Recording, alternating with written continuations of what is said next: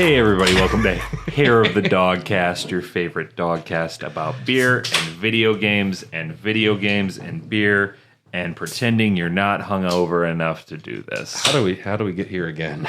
It's like a vicious circle, Brad. It happens to us every week. Yes. I'm Brad. I'm Tyler. We are short. The beloved Dylan family thing is going on, and Dylan's shoes are giant, so we had to bring in two special guests to fill in those gargantuan soles that he has. So returning once again, we have the wonderful Alex. What's up? How you doing, guys? Wonderful. How you been, man? Not too bad. Gaming. Lots of games. It is a fucking year for gaming. It definitely is, my man. Yeah. You tried to come in and you're just talking about F-Zero. I'm like, shut up. We can't talk about it until we're recording. Mm-hmm. I didn't say shut up, but I was very firm. I like to record my conversations. And then first time guest, we have Matt from BigRig Creates. Yeah, hello. I do gaming projects now as my career, which is kind of weird. But on the side, I like knowing about, keeping up with the industry and what's going on. So I heard we needed a Nintendo fill-in, so I can absolutely be that man. Yep, you guys are the Nintendos today. Sweet. Or sometimes we call Dylan the Switch bitch, but... Oh, that's great. I love that. Depends on the day. Depends on the day. So tell us a little bit about your YouTube channel before we go further. Sure thing. Yeah. So basically, what I do on the channel is I try to make entertaining videos where I take a concept or an idea from like a game and I try to bring it in the real world. Sometimes I have to use 3D printing. I use a mixture of different technologies. On one end I've had made like a Spiritomb with a hologram face, and some days I'm making the world's largest 3DS. So, that works. It's crazy. Yeah, full 3D and everything. It's monstrously big. Have you beaten any games on it? Or is it more of a fun little piece? Oh, it's a fun little piece. I think there's only one game where I'm like, this. Most of the games on that thing, it's not an enhanced experience. The only time that it actually made sense was when you have to put in the least amount of effort. So, like an Ace Attorney game would probably be the only game I would actually finish on that. Strategy turn-based game or something like that maybe would work good. It looks cool. Is it touchscreen? Oh yeah. There's a touchscreen. Oh god, we don't have to get into my stuff though. Yeah. It's a deep rabbit hole of how that whole thing works. But yeah. So yeah, you're someone who understands a lot of the back end hardware that's going on with video games. To a degree, I guess. Yeah, more than me and Tyler. Yes. And Alex, you are also a modder, and you can do anything. I've modded all of my Nintendo consoles, pretty much. I would say when I think about it now. Yeah, we're tinkerers. We're tinker boys. Yeah. I tried to mod an original Xbox back in the day, and I think it was the ugliest solder anyone has ever done. But did it work? Sometimes. I got the screen to come up, like the different home screen, the new home screen. I didn't get a lot done on that thing. It was mostly really stressful for a teenager that might have ruined his Xbox. I jailbroke my iPod Touch. That's all I got. Hell yeah, brother. Yeah. We're proud of you. I know. It was tough work. That was the heyday back in the day, jailbreaking it. You could like tweak it. Yeah. You could put Cydia and buy a bunch of third-party stuff you weren't allowed to have on your Apple device. It was great. It was fantastic. I loved it.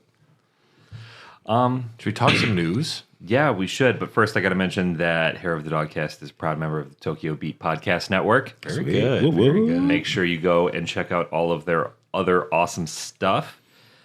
And with that said, we can jump into it. We're going to start with Unity today. Unity, the cross-platform game creation engine that created such games as Pokemon Go, Hollow Knight, Among Us, Ori, Cuphead, announced on the 12th. Big names. Big games. Yeah. A controversial fee for developers starting next year. So this is... Are you guys familiar with this? Yeah, absolutely. So I heard a little bit about it. It's only for like huge games though, like games that make over $1 million or something like that. Well, it looks like there's tiers to it. Oh. it would be based off the number of installations the game receives and revenue it generates. Games developed with the lower cost Unity Personal and Unity Plus, they would plan to reach $20,000 or $200,000 or 200,000 downloads. Whereas, what is it called? Enterprise must reach $1 million in revenue and 1 million installs to kick in. That's crazy. This wasn't really on my radar until like 2-3 days ago, because getting towards the end of the month, that's usually when I do the news. But Yeah. we had to shake things up. This is bad. What's the reason for this? Well, there's out of some nowhere more to crisis? it. Because then after you get those certain numbers are reached, depending on your plan, like every install after that, Unity gets like anywhere from like 5 cents to 23 cents or something like that. And That's brutal. and then immediately people are like, what about when we do charity like packs for games? Like, what about when Humble bundles. Yeah, Yeah, exactly, yeah. What about if we're on Game Pass, where 23 million people can just download stuff? There's got to be some sort of exemptions for such things. Well, you would think. there wasn't answers for these right away, and then they tried to clarify some of it, and they even they said, what if somebody deletes a game and re-downloads it, and then Unity's like, oh, that counts as another install. No way. And that just seems like vicious. What I heard was that it was like retro. They were going to go for like all of your previous downloads. So let's say you had a massively successful game like Hollow Knight or Cuphead.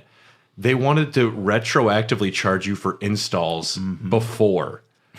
Like, oh yeah, updated policy, you owe us $500,000 or something. It's just fucking insane. They're just like making money out of nowhere. Like, hey, you owe us this money. And of course, like one of the big questions is like, how do you enforce this? How do you track this? This is absolutely like a ridiculously logistical nightmare on all fronts. They'd have to be... And it's like Unity would be the one tracking it, and you wouldn't be able to see how they're tracking stuff necessarily. So it was originally going to be retroactively enforced. Recently, as of Like a day ago? a day ago when we were recording this, they're like, we're backing off of that. Sorry that everyone hates us now. Wouldn't devs just jump ship to like another engine or something? Well, that's the big thing, right? It's not just developers. Now, publishers don't want their the companies that they publish for to also be part of Unity. It affects it has such a wide-reaching effect over the whole industry that you're screwing over the little people that aren't making that much, even though obviously there's caps that you have to reach first. But we were talking about like Xbox and Nintendo. If you want to get in the cloud on a service, it's like you're nickel and diming every single player in the industry, and no one's happy. At Unity, they came out and said with Game Pass, they're like, oh no, studios aren't gonna have to pay for that. Microsoft and Nintendo and Sony are gonna pay for those. And it's like to just go ahead and say like, oh, Nintendo, you have to do this. Like, you can't make us do that. yeah. And so they backed off of all of it. They took the retroactive thing back. They're like, nope, we're not gonna charge you because that is outrageous. And it's only now for games made on the new Unity update that'll be coming in 2024. And if your game was made on the previous one, you won't get charged any of this. But if you update your Unity on a game you've been working on to the newest one, then you're subject to these charges. So essentially, they set themselves up with a death date. Pretty much. Yeah. You know. Why? Board meeting go. They're like, yeah, we're gonna do this, and everyone's just like, yeah, like just agreeing unanimously or something. I don't know how they could think this would not be horrible. Well, you want some context for this? The CEO currently is XEA. I think that probably speaks volumes here, right? Say no more. Okay. And Unity is a publicly traded company, and they've only posted profits 1 quarter since they've been publicly traded. So, trying to appease people who have like invested in the company plus an EA exec, I think that combination makes a lot more sense as to why they're doing what they're doing now. You know what I'm saying? All we're missing now is some Comcast motherfucker in the room, and this thing could really get out of hand. We're updating the Dogcast terms and services. For every hour you've listened to previously, you now owe us $1,000. Yeah. Sorry. My mom is going to be destitute. I do not care. We need to see the profits. Yes. Yeah, this isn't good. I mean, why would anybody want to come to Unity if you have the idea for a new game? Like, look at the games that they've put out. Like Hollow Knight and Cuphead are two of the biggest indie games that I can name off the top of my head right now. Yeah. Why would anybody choose It's like a risk, to pay more? Yeah, the death date is exactly what they did. They signed their own death warrant. Trust is betrayed. Yes. Oh, Unreal Engine? Oh, you looking real hot right now. Girl. Yeah, so Unity, that's fucked. Way to go, Unity. You fucked that up. Yeah. Resident Evil 4 Remake came out with the Separate Ways DLC. I think a grappling gun is exactly what that game needs. I'd be down with it. I already unabashedly love the game. We just recorded an episode recently about it. Yep. Since we recorded, I've even gotten warmer thinking about it. Yeah. Because I was pretty hot on the game, but it was like below Resident Evil 2 Remake and Resident Evil Village to me. But It's a good game. Did you play the Mercenaries deal? Like, I played it once, but have you guys played the Resident Evil 4 Remake? I have not. I've only played a little bit of the original on PS2 back in the day. Yeah, I played the original on GameCube, and Hell yeah. it scarred me for life. I will never play a horror game ever again. They're terrifying. There's zombies, and it was. I remember in that game, Resident Evil, you would kill everything, and then it got to a point in the game where everything undeaded itself again and was even scarier and more at your face. And oh gosh, you know what's really cool though? Did you see with the new iPhone? It's like a game console now. This was big. well, yeah. So yeah, they're bringing this game to the iPhone as like a Resident Evil. Oh, sorry, but Resident Evil has a weird history of trying to port as many of itself to Doom. mobile. Yeah. Specifically, and they were part. I think the iPhone 3 had a Resident Evil 4 port. It sucked, but it existed, and it's just a cool history thing, you know. Resident Evil Village is coming to iPhones and iPads. Death Stranding is coming to iPads. Wow. Death Stranding is? Yep. What was that, like a balancing game it looked like? Death Stranding It's a is walking amazing. simulator. Yeah, right? We love Death Stranding here. Yes, we're very pro Death Stranding. I didn't get it. It was like, Did you play it? no, it looked Then that's really weird. Kojima game. Of course, you don't get it. Nobody gets it. Troy Maybe Baker. like an energy source. You in that game deliver or something? pizza to Troy Baker, okay? What's not to get? And you get to drink Monster Energy right after you take a shower and get to look at a juicy butt. and you know, get to that throw kind of your stuff. urine at enemies. Haven't gotten to do that since Team Fortress 2. You can build really big bridges, zip lines.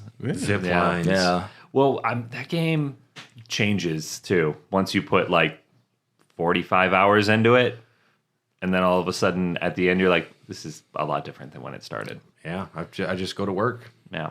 But the Separate Ways DLC, they announced it, and then same day it's available for purchase, $10. Yep. And Ada then Wong. This is the PS2 version for Resident Evil 4 back in the day had this edition for the original, but this is like a separate DLC for the remake. And it's what I've heard about a 4-hour experience, which is pretty good for $10. I think that's fine. yeah. I mean, anything else on top of that game is just icing at this point. And speaking of which, VR free DLC for PSVR 2 currently in development, releases this winter. That's really awesome. So Go you don't like Capcom. horror games, but you could experience this in VR. Don't play Resident Evil in VR. No way. My friend said he beat that game in VR, and I said, "You are insane. There's no way. There's no way." Yeah. I'd be Was the terrified. reception for Biohazard VR pretty good? Yeah. Yeah, and I haven't personally played it, but my buddy did, and he said it's terrifying. Resident Evil 7, I thought that I was mostly I gotta be almost done with this game. It was so traumatic, and I was like 2 hours in. Wow, yeah. It was that intense in VR. Yeah, I didn't finish it in VR, but it's too much. That's awesome. But it's cool because this game is a third-person game, RE4 remake, and Yeah. to have a VR experience is completely changing the game.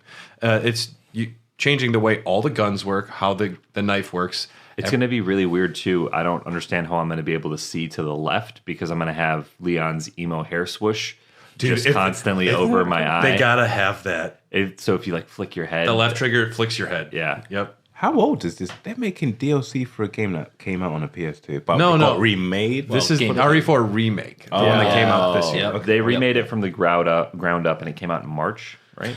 Yeah, Capcom has had a streak of just re-releasing or remaking But the even old so, Resident Evil they games. and they've remade done- the game and then added content to an old. That's really cool, you know. Yeah. Yeah. Well, it's one of their more popular entries into the. It is the RE most yeah. popular. Oh, it really was. Yeah. Yeah, there's a reason that multiple Resident Evil movies have been made right after that kind of Was got that released. the one where they changed the like fixed camera angle? Yep. Or- That was the when they changed it all. Super exclusive to GameCube, not going to be available anywhere else. 8 months later, it was available everywhere else. Classic. those fixed camera angles drove me absolute In the original crazy. ones, well, and the take controls are the Yeah. dumbest thing. They also announced a Tomb Raider 1 through 3 remaster this month, and I watched that and I'm like, it looks horrible. It looks unplayable, and they showed the new graphics. I'm like, this looks like shit. Who's someone's going to spend $40 on it too. We used AI to upscale everything that you love about Tomb Raider. Everything. Her pointies are roundies. Another new trailer dropped, or a new trailer dropped for Final Fantasy VII Rebirth. Brad, are you excited? Yeah, I'm just going to take it. You for just this. you do that. I don't know. I have a of those question. names. I have a question about this game. Yes, So Final Fantasy VII Rebirth is a continuation from 7, or is it a new take on 7? What's going on here? SF7 Remake is technically a retelling, a sequel, and it's a little bit of everything because it's the same story, but it's retroactive in that it's like multiverse bullshit almost, where the main character is being affected by things outside of the universe, so things that happen afterwards and things that happened before. Essentially, the remake has a thing that happens that breaks all of the rules, and everything that happens from then on can be anything. This is why I've never played a Final Fantasy game, because they're not connected, but now you're saying they're not connected by game when you talk about universe, right? You're just saying... Except for like 10 and 10-2. And then, of course, the worlds of Ivalice, if you want to talk about tactics, and 12, and even Vagrant Hearts. Vagrant Story. This is why we can't trust someone who made Kingdom Hearts to have a cohesive narrative ever. You know? Tetsuya Nomura. Every day of my life, it makes me pin more pins to my, crazy pin board. It's like, this connects to this. There is a Final Fantasy game on the PS5 right now, like 7, right? Or On the PS5, there's 7 Remake or something? 7 Remake, and Rebirth is the sequel to 7 Remake. So I should get the first one, the remake. You should. The gameplay is amazing. The action RPG elements are fun. Yeah. Here's my question, though. How many games is it going to take to tell the entire story of 7 again? 3. 3. They've confirmed it's going to be 3 plus DLC, plus DLC, plus DLC, maybe. There's going to be this one, plus a Vincent DLC, I'm calling it, and then there'll be number 3, and then probably one more DLC on top of that. And like an in-between, fill in the blanks kind of thing. Yeah, like they did with 7 Remake. They had the Yuffie DLC, which was great. A nice little snack. But 7 Rebirth got a new trailer. 2 demos were playable at the Tokyo Game Show. The Nibelheim flashback and an open world exploration around Junon. How do you do an open world map for like a big fancy remake? And they're kind of like broken down into zones. So you'll enter an area and you'll have a huge zone to explore, but it's not like completely seamless. Sounds like Xenoblade or something like that. Which I haven't played, but Amazing game. yeah, if Dylan was here, you two could talk about it for an hour before I had to try and move you away from it. Yeah, because it would take that long just to talk about the tutorial. Yeah, we learned a lot. It's going to be 150 gigabytes. The game come on 2 discs. What is it? Titanic? 2 VHS tapes? You need 2 discs for a 2 game? discs at This is Blu-ray? 2023. We need to stop this madness. You guys, Oh, it's- you're acting like the PlayStation 1 didn't have 5 disc games. I remember getting Riven the sequel to Myst, and it was 5 discs. I was like, what the fuck? You sweet summer child, you think all of the data is actually going to be on those discs? No. We're going to have a 30-day update just to make sure that you can play the game. Day 1. We learned about synergy skills and abilities. You can combine character attacks. You'll be able to switch between your party. With R1, you'll have 3 preset trios, and you can just swap between them on the fly. Nice. Sephiroth will be playable. This means a lot to me. So I'm going to say these things, guys. Sephiroth's been playable before if you play Smash. Hey, if you know, you know. These guys, if you know, you know. Cloud can swim. There's no Sid in the trailer. Vincent won't be playable, but will accompany players. Flying chocobos. You can walk Hell up. yeah. You can walk up mountains with your chocobo, much like in 7. You'd have the different breeds. So they're really doing like open world with this if they're involving chocobos. There's flying chocobos in this. yeah, I mean, I'm down with that. You get to see some Ketchi fighting. The robotic animatronic cat on top. Wait, no. A cat on top of a Mog. The Mog is an animated stuffed animal, I believe. I forget the logistics, but Ketchi is in the game. Red 13 rides a chocobo, and we found out the game ends at the Forgotten Capital. So I'm very excited. You forgot about the most important feature. You can ride a Segway. Oh, yeah. I forgot about that. Yes, there are questionable, but yeah, Beware of the cliffs. When does it release? February. Okay, nice. Dude, we have a lot of games coming up in the next 5 months. It's not Gamers are eating good. Yes. You know, we this- got Mario Wonder and Spider-Man 2 coming this month if you're listening. Yeah. You remember in the office when Andy's like, I wish somebody would have told me it's the good old days when you're actually in some bullshit line like that. Yeah. We are currently in a golden year of gaming. Yeah. Like I'm looking right behind you on the board there, 1997, 2007, golden years of gaming. Yep. We're living one right now. I would argue we haven't had this good of a year in gaming since 2001. I think 2001 might be one of the It has greatest been a years good ever. year. You know, Lots of good things. So I have a problem, and that is that Spider-Man is about to come out. I am currently obsessed with Baldur's Gate 3, and now Lies of P is apparently pretty fucking good. People are liking it. I watched an extended gameplay like before you buy. Yeah. And I loved what I saw. Nice. You can like customize the weapon can shaft customize your versus P? the head. You can customize the shaft of your P? Is that what you Yes. said? Whoa. Of your weapon. this really is the best year of gaming. That's on Game Pass, right? Yep. I was playing it yesterday for a little while. Do you like it? I've played the demo.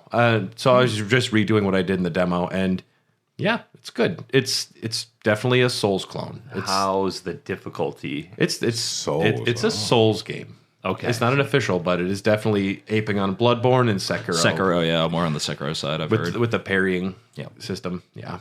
Yeah, I'm I very like excited for Pinocchio. this. I mean, I like the thought of a gothic fantasy. I mean, I wouldn't mind if they made it about the Candyland board game. Candyland would make a Six Souls game. that would The Gumdrop Forest or Sludge Mountain or whatever. That'd be really cool. they make it all gross. Yeah. I want a cutesy Souls game. Like Conquer, but with souls.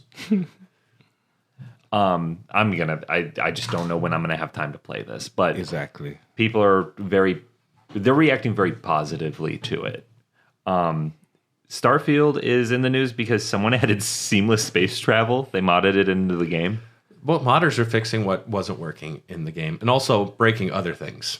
Because Yes, yeah, some dumbass. yeah. So at the beginning of the game, you are able to change your pronouns to whatever you want to use because that should just be in a game, and that's cool. And some dumbass was like, "Well, I'm gonna remove that." So This is offensive. How dare people he express tried themselves? to remove the option to choose your pronoun because he doesn't believe in that. So now He doesn't believe in everybody the is English assigned. That's a lot of effort. Wow. But no, he actually Everybody is assigned non-binary because there's no way to choose your Oh, pronouns. really? So he broke Actually the game in based. the best way for him. Incredibly based. wow. You love to see it. You love to see it. Yeah. So he did exactly what he was trying not to do. Yeah.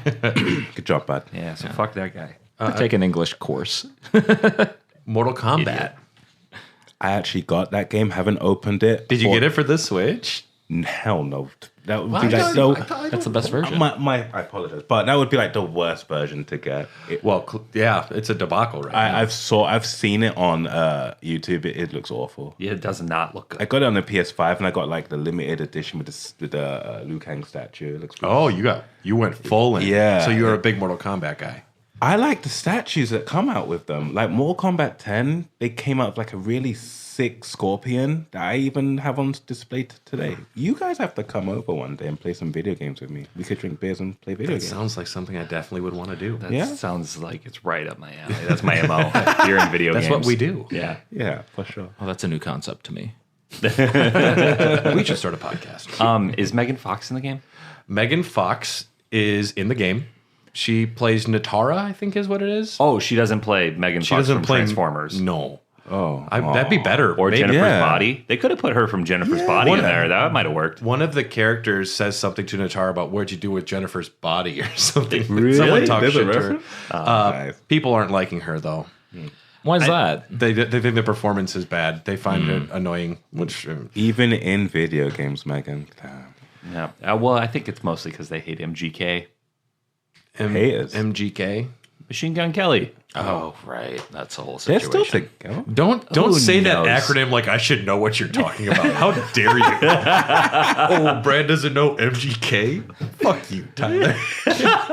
You don't get People magazine on the weekly? I buy one every single time I check out at Metro Market. I don't even want to get Person magazine. I don't want none of that shit. Do you know what you want? Jean-Claude Van Damme Hell yeah. in Mortal Kombat. He looks cool. How does the 1 meter control all of your special stuff, though? I don't understand how that works. I mean, you just have the one little... the bar controls your different special moves and abilities. Isn't that how... Street Fighter. I was going to say Capcom versus Marvel works. Marvel versus Oh, so Capcom. got like yeah. a super gauge or something. Yeah, exactly. I watched the review. I haven't played it, but apparently it's just like that's one thing that they've changed, that all of your special things are just simplified into one. It's a resource. One Yeah. resource. Nice. Yeah. Okay, Yeah. cool. Well, they also have the cameo system in the Mortal Kombat game where you can choose a second character to use as an assist. Now it's Marvel versus Capcom. Yeah, I saw that tag feature. That's cool. I've heard it really opens up strategy, because let's say you're playing as Baraka, who doesn't have a good overhead attack. You can summon someone in An assist, yeah. an assist that has an overhead attack. So dope. it's Coverage. It opens up a lot of different ways to play the game, because if you're playing Smash Brothers and someone else like, oh, they're Pikachu, but they also have a little bit of Bowser or something, it just changes how you approach it. Exactly. I've seen some of the fatalities from this one, and I've got to say I'm very excited to play it. I haven't played a Mortal Kombat game in a long time, so it's kind of new to me. Yeah. Like, I know some people will say it's just like, oh, it's just new fatalities, like calm down. But I haven't played in a while. So. Yeah, exactly. Well, and this is the easiest nostalgia bait for people too. It's like, remember Mortal Kombat 1, but what if again? That's all it fucking is. Except it's technically deep in the future, past Mortal Kombat 10, where Liu Kang has become the god. And he is reimagining a universe where everything is very similar, but my understanding is that they still have the Mortal Kombat tournament, but everyone's happier and everything's fine. And it's like not it's more of just like a thing, like a fun tournament. No downers, only good vibes. And then something happens and it goes bad. oh dear. I'm gonna Oh, guess dear. somebody kills somebody. Yeah. Yeah. In the most gruesome way. Yeah. I like what they've done with the story mode with these games, though, where you jump Yeah, between it was characters pretty- and it was stuff. pretty It's pretty sick. cool. Or you Yeah. can do you want to play as this character or that character? The cinematics too, from what I've seen, look really fucking good. Yes. Unless you're on the Switch. Yep. Sad Yeah, face. which we could talk about that. It's down in the It's so bad. The Switch part, It shouldn't have happened. Yeah, It's like Red Dead as well. Remember on the Game Boy Advance, one of the worst reviewed games of all time was Mortal Kombat Advance? Yep. No way. Yeah. It was like Tiger Electronics level of bad. Wow. Yeah, it should be somewhere here. Certain It's right games, at I the top. feel like they just shouldn't be ported over. Okay, so Mortal Kombat 1 for the Switch. Same price as other releases. That's $70. Yep. False advertising. They have shown images associated with the Switch version, which just are clearly not the Switch version. No. Because the Switch, if you've seen the screenshots where it looks, certain games that are made to be played on new consoles, the Switch cannot handle. I mean, it's just to expect. Tegra 2 chip in there is old now. IGN gave it 30 out of 100. Valid. Nintendo Life gave it 40. Big frame rate issues, big resolution dips, input and timing problems for a fighting game. You can't have makes it that. unplayable. Yep. Yep. Nope. It's just game breaking bugs, long loading times. It's just not a good look. I'm going to see something about that. You know what? And I'll report back to you. I am going to overclock my Switch because I have a modded one because it's severely underclocked in its base state, and I have the option or the ability to overclock it, like the GPU, the memory, and CPU. So I'm going to do that. I'm going to crank it all up to max. I'm going to run that game. I'll let you know how it runs. It's probably still going to look trash and not play great, but I bet it would be better because when I overclock my Switch to play Tears of the Kingdom, I'm getting a solid 30 frames a second, no frame rate dip. So we'll see. We'll see. I'll let you know. I'm excited. Yeah. It would take a lot to make that game look good, though. Yeah.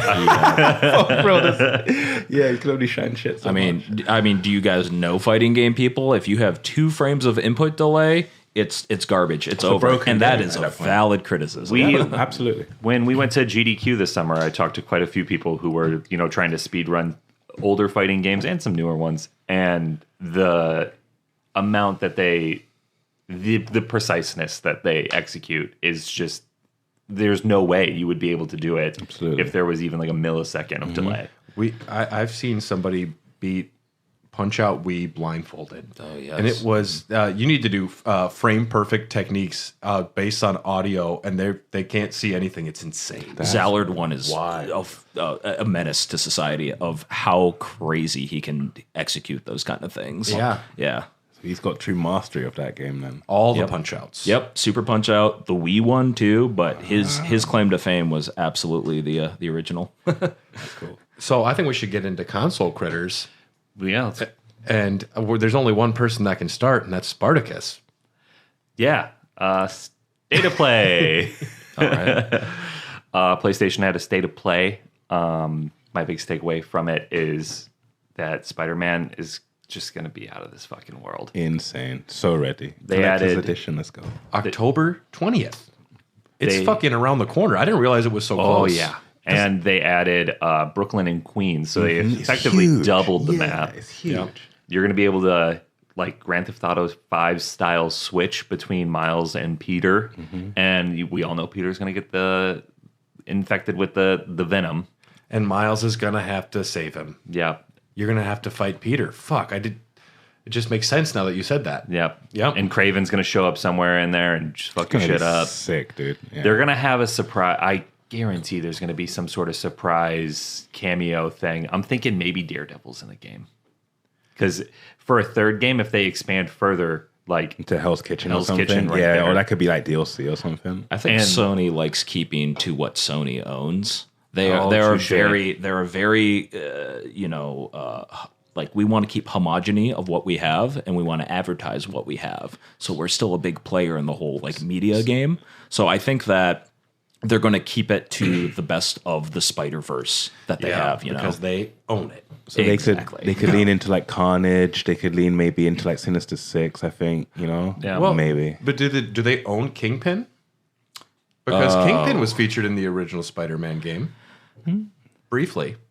Maybe small things. I don't They know. might dip their toes into some other waters. Yeah. Yeah. I think Daredevil would be fucking sick. I think this game is going to be amazing. Yeah. Well, It's going to be a big fucking deal. Sony is doing very well. I platinumed the first one.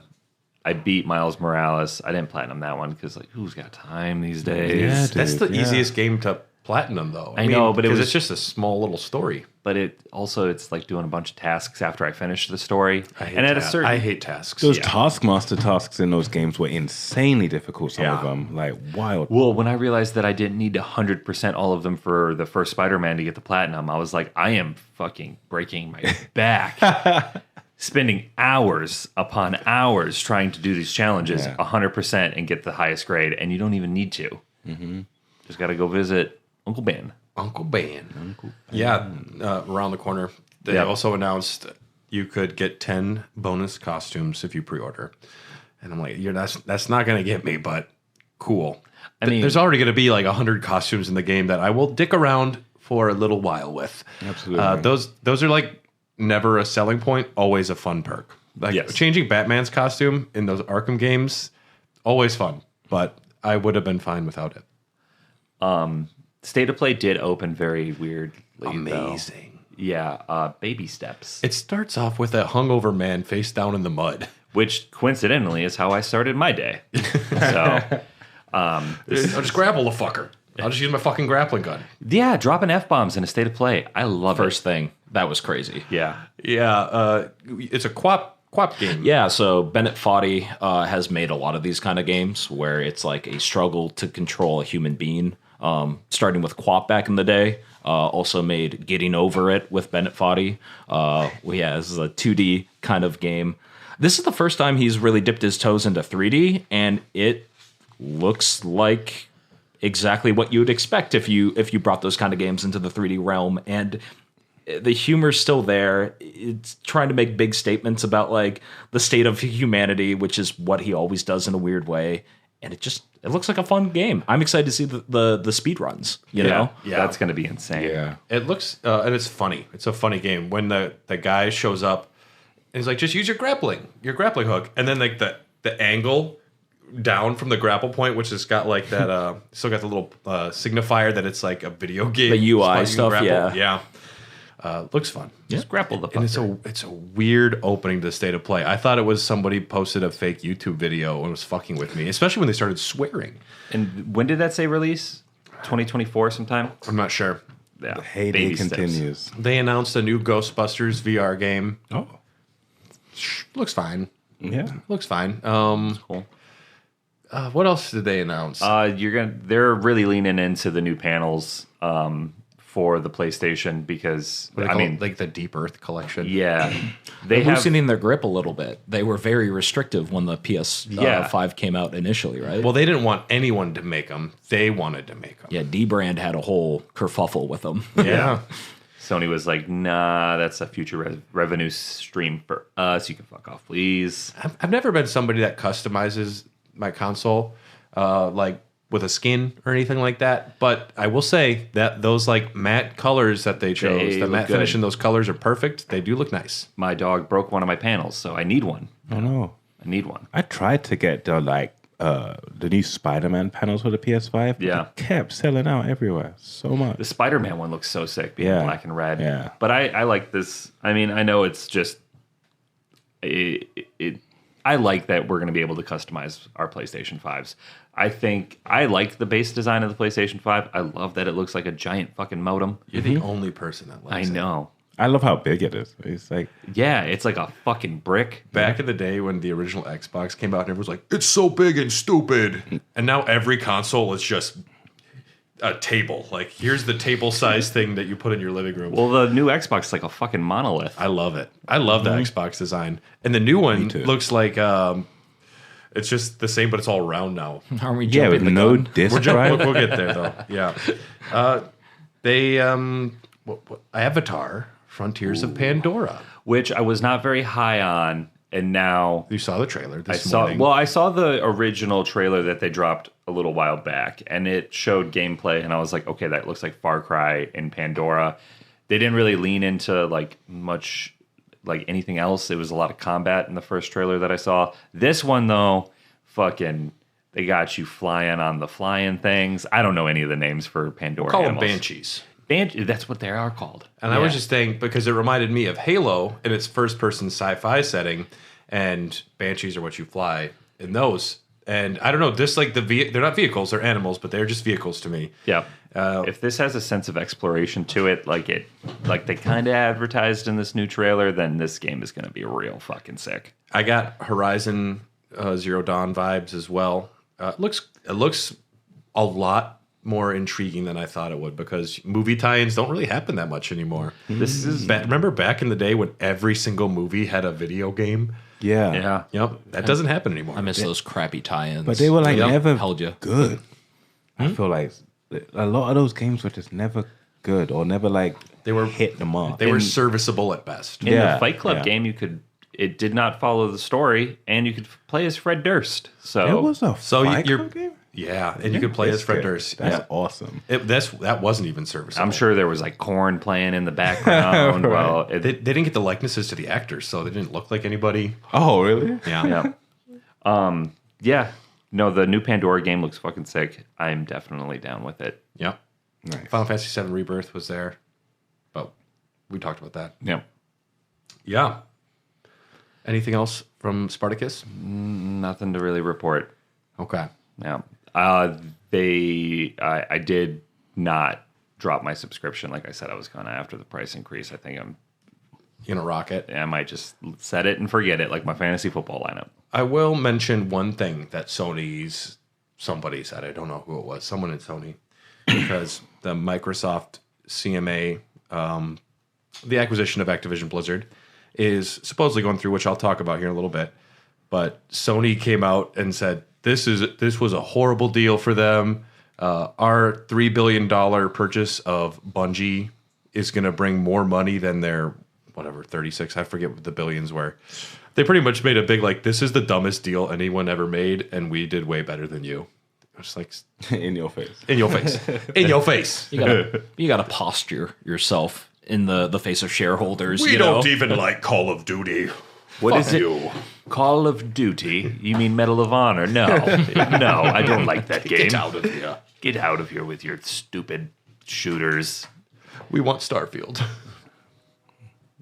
We want Star. Please send us a Starfield or two. Yeah. Well, I'm gonna be getting an Xbox. I'm getting the Starfield one.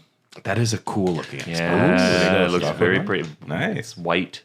Yeah, And it's got the orange near the logo. It's very sleek looking. Are you sure you don't just want to wait for a year and get the new console?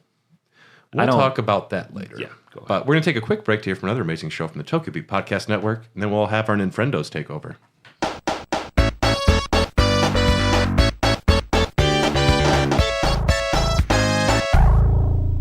Alex, hi, I'm Ray. How would you explain our show No More Whoppers? Are you a nerd having trouble transitioning from your 20s to 30s to 40s and beyond? Age with us, not at us.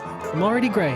Boo! Are you tired of the man keeping you down? If you see something, say something. Do you enjoy the family computer? Capsule computing. We got them all. No more Whoppers. We outlived the queen. She said it couldn't be done. No, I'm fading. Come back. I can't do this alone. Do you enjoy number munchers? And is numbers what you call Then listen to No More Whoppers. only on the Tokyo Beat Network? Today's show is brought to you by EPOS Gaming Audio, with a comprehensive lineup of both wired and wireless headsets, gaming amplifiers, microphones, and webcams. EPOS has everything you need to experience the power of audio. Like their H6 Pro lineup, which features two versions, an open or closed headset.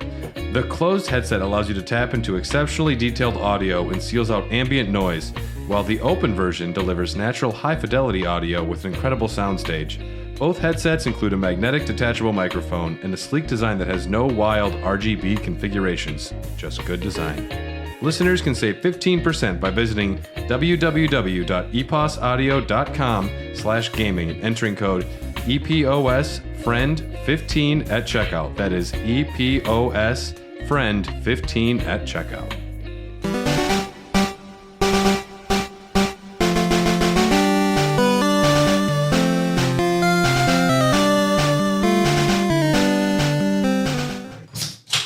Hey everybody, and we're back. The sound of opening that can physically hurt me. Yeah, Tyler, what are you drinking there? Drinking Alka-Seltzer hangover relief. Today's episode is sponsored by Alka-Seltzer Hangover Relief. It was Oktoberfest yesterday at the brewery, and I worked all day, and then I took it out. I took revenge by drinking a whole bunch after my shift. Oh, yes. I had a good time. After, a 9-hour shift or whatever, all you can do is drink sometimes. Well, Mia came and sat at the bar, and I was like, I get off in 5 minutes. I'm getting very drunk tonight. And she was like, yay. Nice. Wisconsin. Yeah. Yeah. Yeah, we got there last We drank. week, too. We drank here. Yeah, so since our regular Switch bitch is gone, we have a couple of Ninfrendos here. What's up with the Switch these days, guys? If anyone wants to take over. Yeah, so we got a new direct, the classic way of presenting new Nintendo information. I do love them. I like how when they introduce games, they treat it like it's almost like the Disney Channel. They're like doing the Disney Channel logo. It's like a preview to what they're about to do. Like Donkey Kong and Mario, and then it shows like a picture for like 5 seconds, and then they go into the game. Look at what's hitting across the Switch this year. And then they do a swing of a bat. Yeah. The corniness is always a fun part of the presentation. I really appreciate it. And they do this the snap. I love it. No, Yep. they got it figured out. Perfectly Makes me feel synchronized like a kid again. What's that? Said it makes me feel like a kid again. Yeah. every time. Well, There's Nintendo- always one like game or a couple games that like brings you back to like that time when you was like the nostalgia. They know how to do it every time. I mean, they built an empire off of nostalgia. Let's be honest here. And sex hotels and Hanafuda cards. No, well, those were failed. Well, Sex Hotel was a failed business. I'm Hanafune- sure a lot of people did okay. But yeah, this was a pretty awesome direct. Yeah. We started off with the Splatoon 3 expansion. The first foray into a roguelike. I've never really seen a roguelike kind of experience from Nintendo, and it looked like that's what the Splatoon expansion is going to be. Yeah, I think in my household we're huge Splatoon fans. We bought two This is the first version of Splatoon where we bought 2 copies so we could play together because we have to do that. But what's really cool about this version is that I think the one-player element side of it, for my little one, he can play like more so like offline, and there's just new content for him. So I think that's going to be a really good addition to the game for my household at least. Yeah, it's definitely two sides of a coin. Either the single player experience of Splatoon and then the online every one of my team sucks experience of super Splatoon. sweaty, can't communicate with anybody. Thanks, Nintendo. Exactly. And that's coming spring 2024. Kind of looks like Nier. I kind of get that with like the whole aesthetic of it all. It's very white, black and white kind of aesthetic, which, you know, they always go with a new art direction with each expansion, which is cool. And then it led into Mario versus Donkey Kong, which, you know, there was actually a big leak about. That's the key word. Yeah, that's the fun thing of the week, isn't it? Just leaks out the wazoo. I already know the thumbnail for this episode, and it's Death Stranding when he's peeing. That's good. Biggest leaks in gaming. Sorry.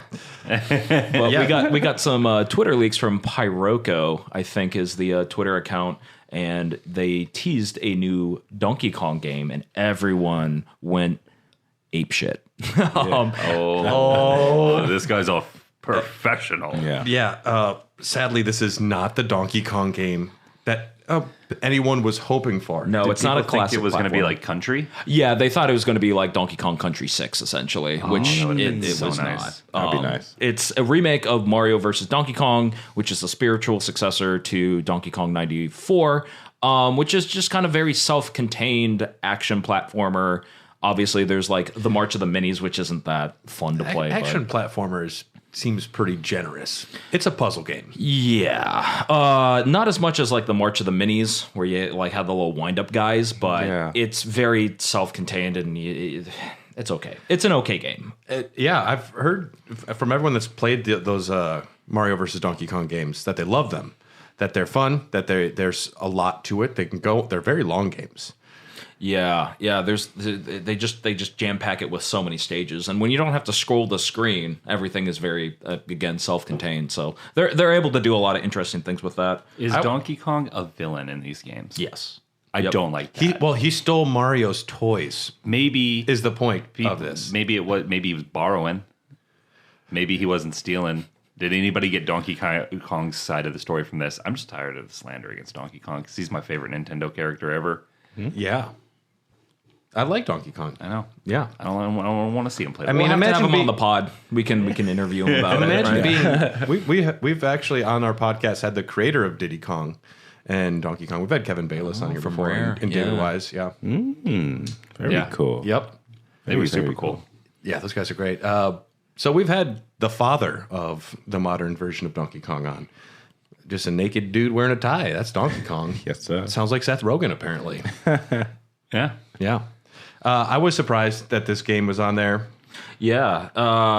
For nostalgia, this is not one that I saw them bringing back, but I don't know. I think it wasn't as big of a heavy hitter as Super Mario RPG, which they delve into a little bit more. And yeah, it looks like a modern version of the classic.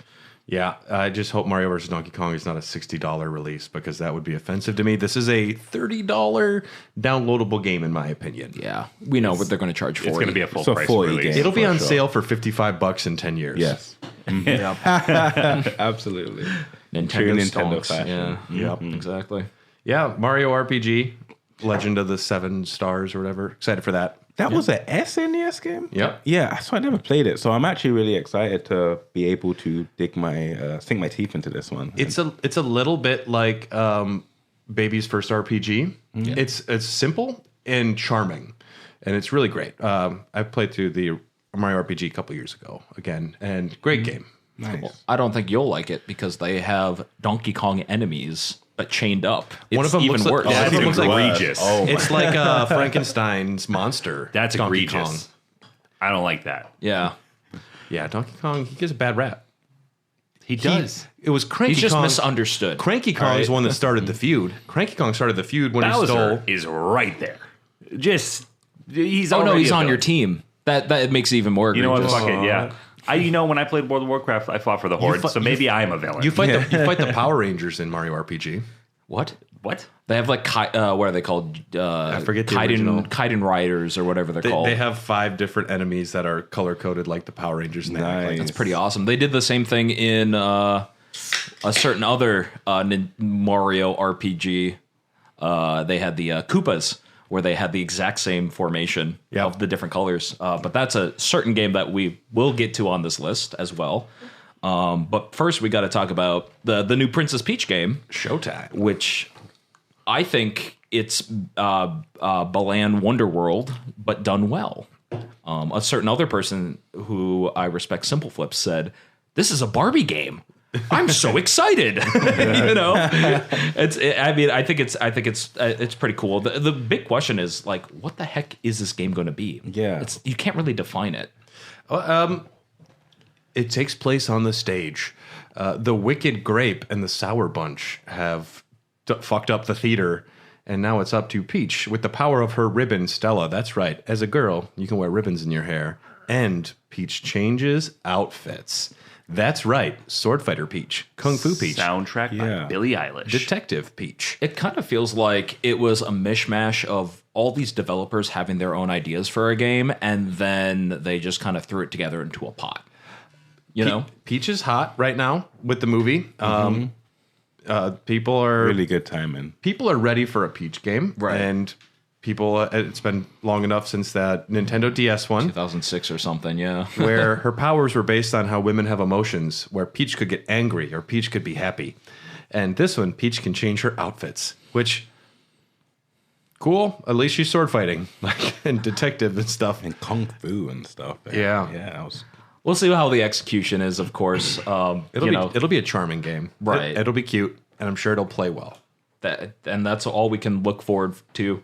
It's a mishmash of different things into a character who hasn't been given so much of the spotlight, if you will. Once we start getting Daisy and Waluigi games, we know we're getting out there. Yeah, well, Yeah. I mean, Daisy's finally made it into Mario Wonder. which is fantastic as a Isn't Daisy it on fan. her world? Like, Sarasa Land? the Flower Kingdom. yeah, Daisy, No. Flower. No, Daisy's from Sarasa Land. She's actually a clone of Peach, made by Wario. Oh, wow. Oh, well, It was a sex doll. This is some deep lore of Nintendo no one's ever talked about. I saw the documents in a leak, and it is confirmed she is a Lovecraftian monster from outer space. damn, that's crazy, bro. That's why when she landed, she could only say, "Hi, I'm Daisy," because she hadn't learned to talk yet. Wow. Yep, and that's why in Mario Kart Double Dash, all she says is, "Hi, I'm Daisy," because she didn't learn how to speak. This is true.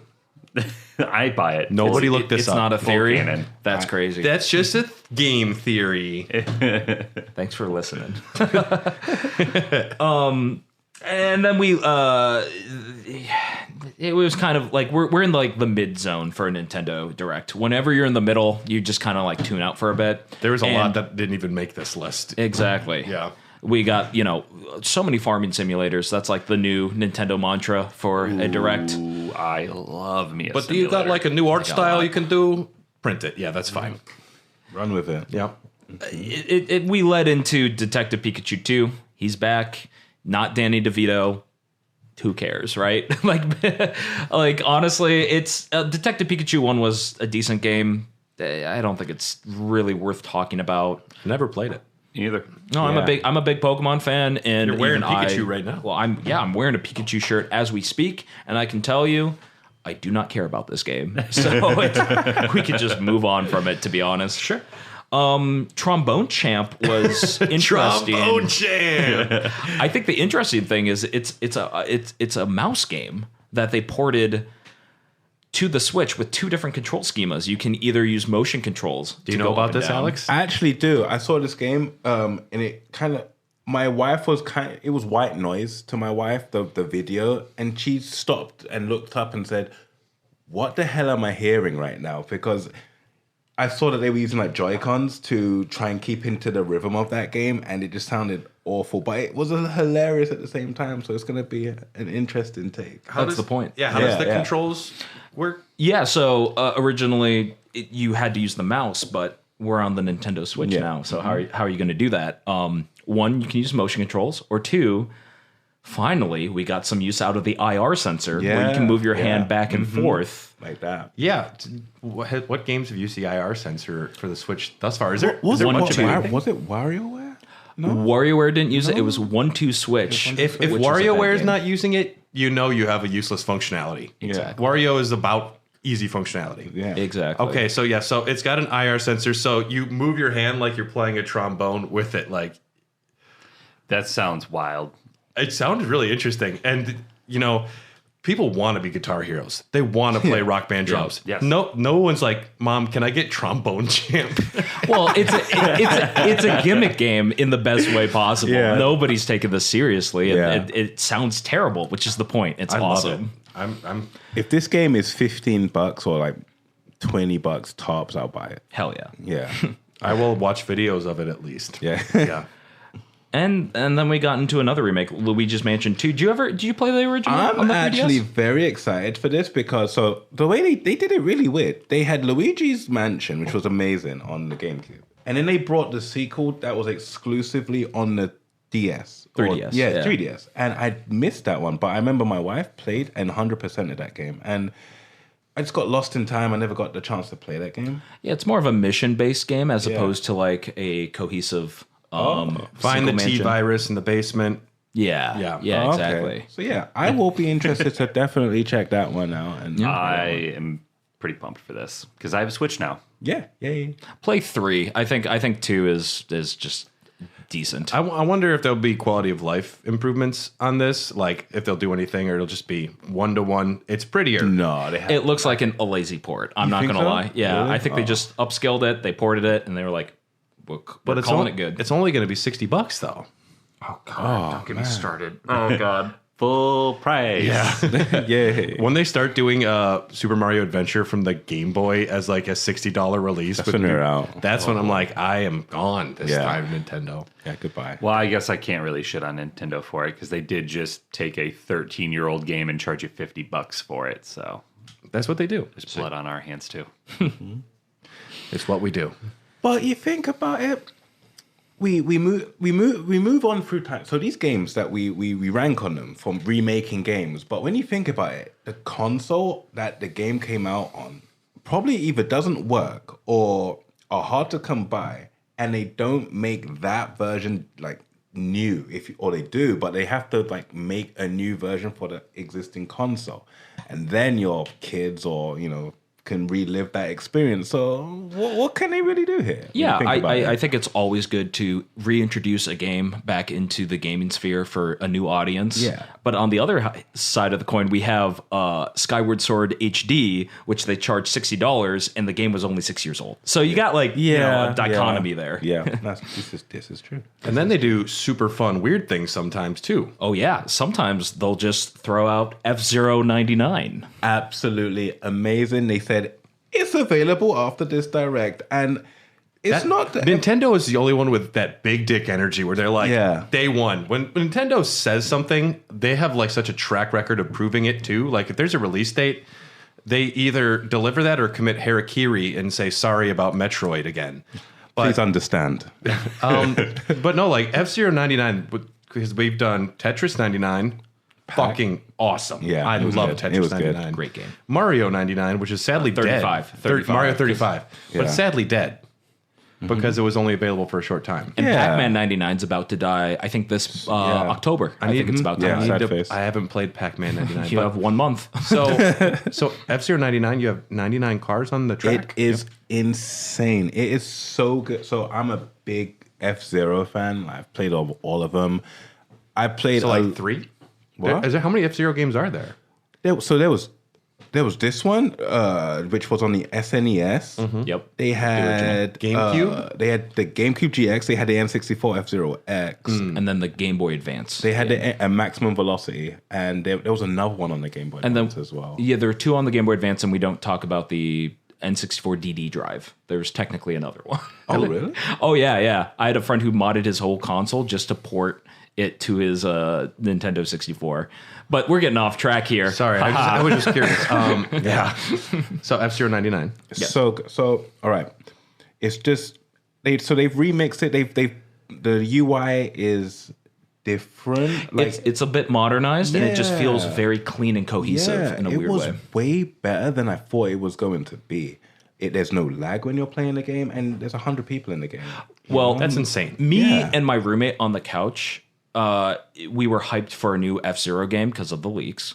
And then when we saw, we're doing F-Zero 99, we literally said, you, Nintendo. Fuck you. Yeah. You can just say it if you want. Okay. It's one of those cool. Hey, it's a hey, cool hey, podcast. fuck you. We like Donkey Kong. Yeah, no, we said fuck you, Nintendo. How dare you disrespect this franchise? Yeah. You might as We're well getting keep it high. dead. We've been smoking your leaks for a while, and we're high off of them. Yeah. Exactly. And you're not delivering what I wanted? And I We're hated getting the Mario idea. versus Donkey Kong. Yeah. New Donkey Kong game, guys. Nintendo fans ain't eating. But we said fuck you, and then we played the game. It's like, the execution's so good. Yeah, What the hell? It's so good right now. I've been playing a lot of this game right now. My only gripe is that I can't play with my friends, which would have been like really cool. Yeah, so it's a game where you cannot party up with your friends. So basically what you have to do is be on a Discord call and say, we're going to hit the button at the same time, 3, 2, 1, and there's a 70% chance you're going to be in the same lobby. Oh, really? Yeah. really? So, Not so bad. it worked out pretty well, but it doesn't work out every single time. Okay. And play it while you can, because it'll probably be gone in 8 months, and just Yeah. put out to pasture, put on a block of ice, and said, sorry, we don't have room for you anymore, Grandpa. What if Nintendo's watching, right? And they're seeing how many people are playing this game, how active this game is, and then if a lot of people are playing this game, they're like, we should make an F-Zero game for, let's be real, it probably won't come out for the Switch since it's almost end of life, but imagine if a launch title for the next gen Switch comes out and it's an F-Zero game. That's a day one purchase for me. Yeah, I mean, Nintendo is just sitting on juicy franchises. Yeah, they got so if much they just IP. made a new badass Star Fox, that's all they got to do. A Lilac don't Wars wanna would be, talk about Star Star Fox 64 would be so good. They've re-released Star Fox 64 multiple times, including Zero. What about Star Fox 99? How would that work? hype. Oh, that'd be Like so an cool. arena mode or Hell something? yeah. It'd be like Battlefront. Like the original, like Battlefront 2. Oh my god, that'd be so cool. That game was amazing. Those Battlefronts were great back in the Yeah, day. back in the day, those are so good. Yeah, and you could actually get, 64 players on a map? Yeah, through GameSpy. That was the service that you'd use back in the day, GameSpy. Yeah, you I could get a remember lobby GameSpy. going. Yeah, but then Hell yeah. Friends. I remember that game. What else do we got for Yeah, the on the Switch? Nintendo front. Is there more? WarioWare Move It. It's kind of like the spiritual successor to Smooth Moves from the Wii, because we're doing motion controls with Wario again, right? I'd play that game for sure. WarioWare is great. Yeah, It's frantic. I don't want to say I prefer to Mario Party, but I might. When I got my Switch last year for my birthday, that was one of the games that Dylan said I had to play. Yeah, I still haven't played it. It's a decent one. we don't listen to Dylan. Save your listen to party Dylan. time. When we do listen to Dylan, we say he's right, and we're sorry we didn't listen to him sooner. Every time for Yeah, me, he is always right. I hate it. I know. Micro games. It's a good pick up and play. You can play it for like 2 minutes and put it back down and be like, oh, that was good. Oh, you've never hosted a WarioWare party night? That is that shit goes off the rails. Yeah. Especially with the new motion controls. Yeah. Literally, there was a mini game where you literally just shake your ass in a specific motion. That's peak gaming, right? Yeah. That's you incorporated twerking into your game. You have succeeded. Well, there's that one Switch game where you actually put the Joy-Con in a roll of toilet paper and you control by moving the toilet paper. Yes. Yeah. Yeah. The speedruns for that go hard. Yeah. Yeah. Yep. I was going to make wild. a video about it. I was going to 3D print like the optimal controller. The perfect for toilet it. paper roll. Yes, I was. Then I'm like, this is not do going to it pick off. Is it? Would it be over or under the fold? In the middle? No, it's in the tube. No, that could be perfect. Because then you could also speedrunners that game be like, hey, I want you to use this controller, and they could like do a cross video or something. If I Yeah, all Google three toilet people. roll controller and nothing comes out, you could be sitting on a gold mine, dude. This is true. This is true. What if your big break is the toilet paper? Yeah. You'll have a golden throne in your mansion someday because of it. My channel was known for two things: making a pencil sharpener from a Pokemon and making a toilet paper controller. Yeah. Do you put a pencil in Pikachu's butt and it goes? No.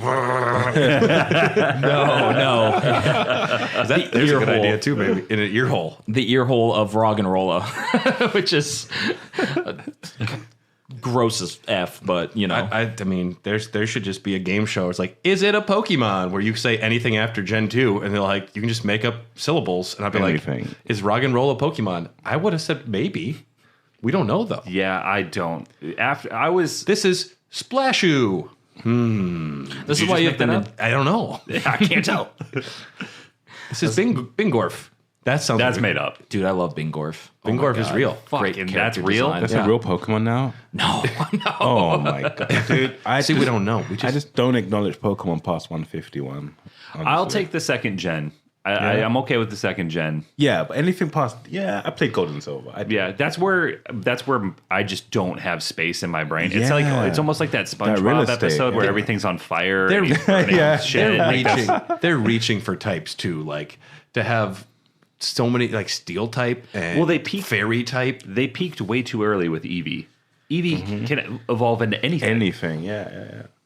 And then How many different true. evolutions Touche. are there at this point? It was like Dark, I think there's 5 or 6 now because there's Espeon, Umbreon. and So- then the original 3. What every single evolution has is they have a very good stat in one particular stat. So there's like attack, special defense, and that I don't think we're going to get another evolutions because we ran out of stats to specialize in, which is kind of weird, The categories are maxed out.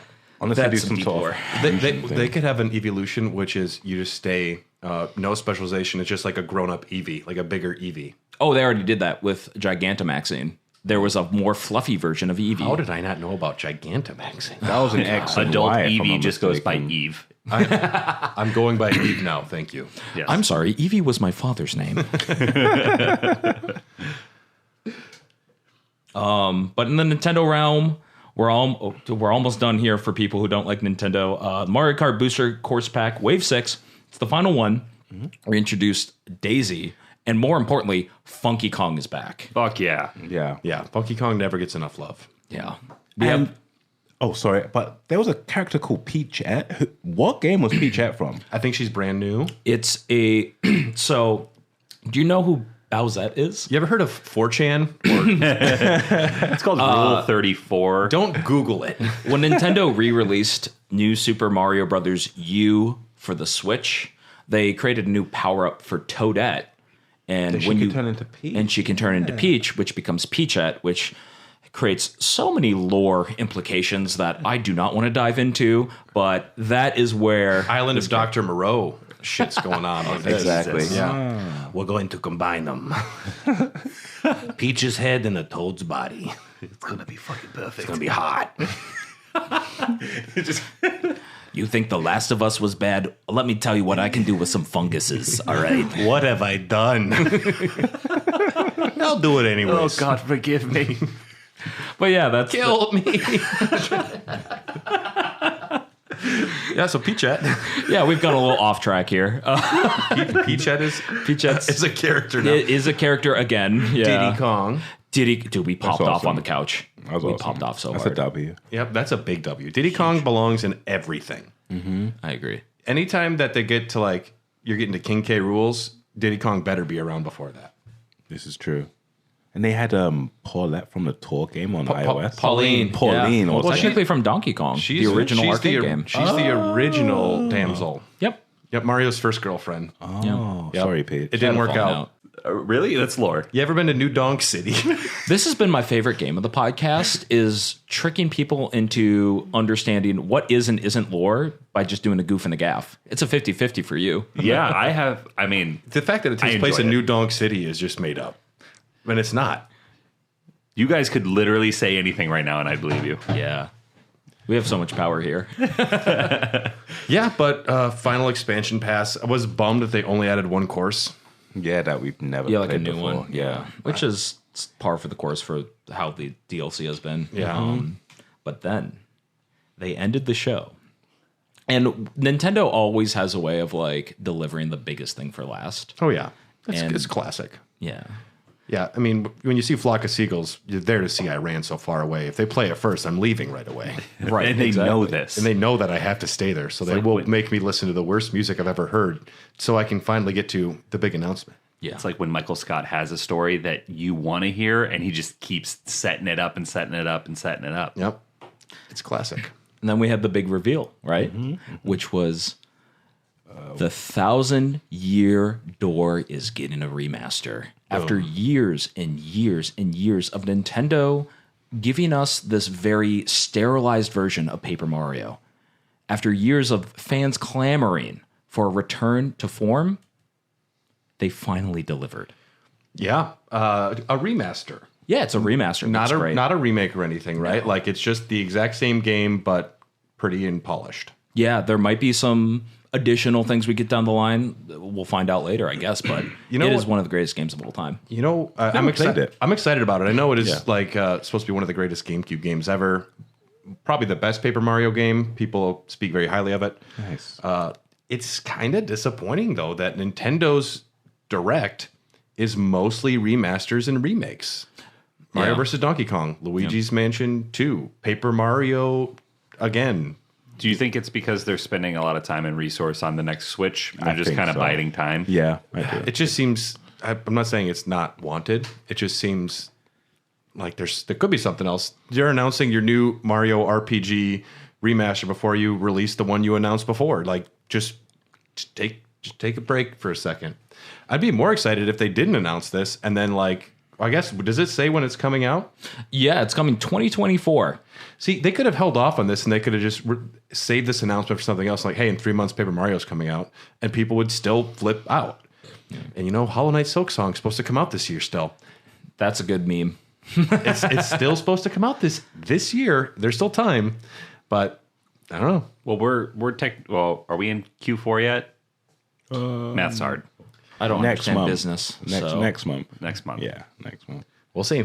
There's one honorable mention that I don't see on the list here. Okay. But Sonic Superstars is coming out as well. Yep. And I'm very excited for that game. Sonic is a fan favorite for me in my house as Me well. too. So it looks awesome.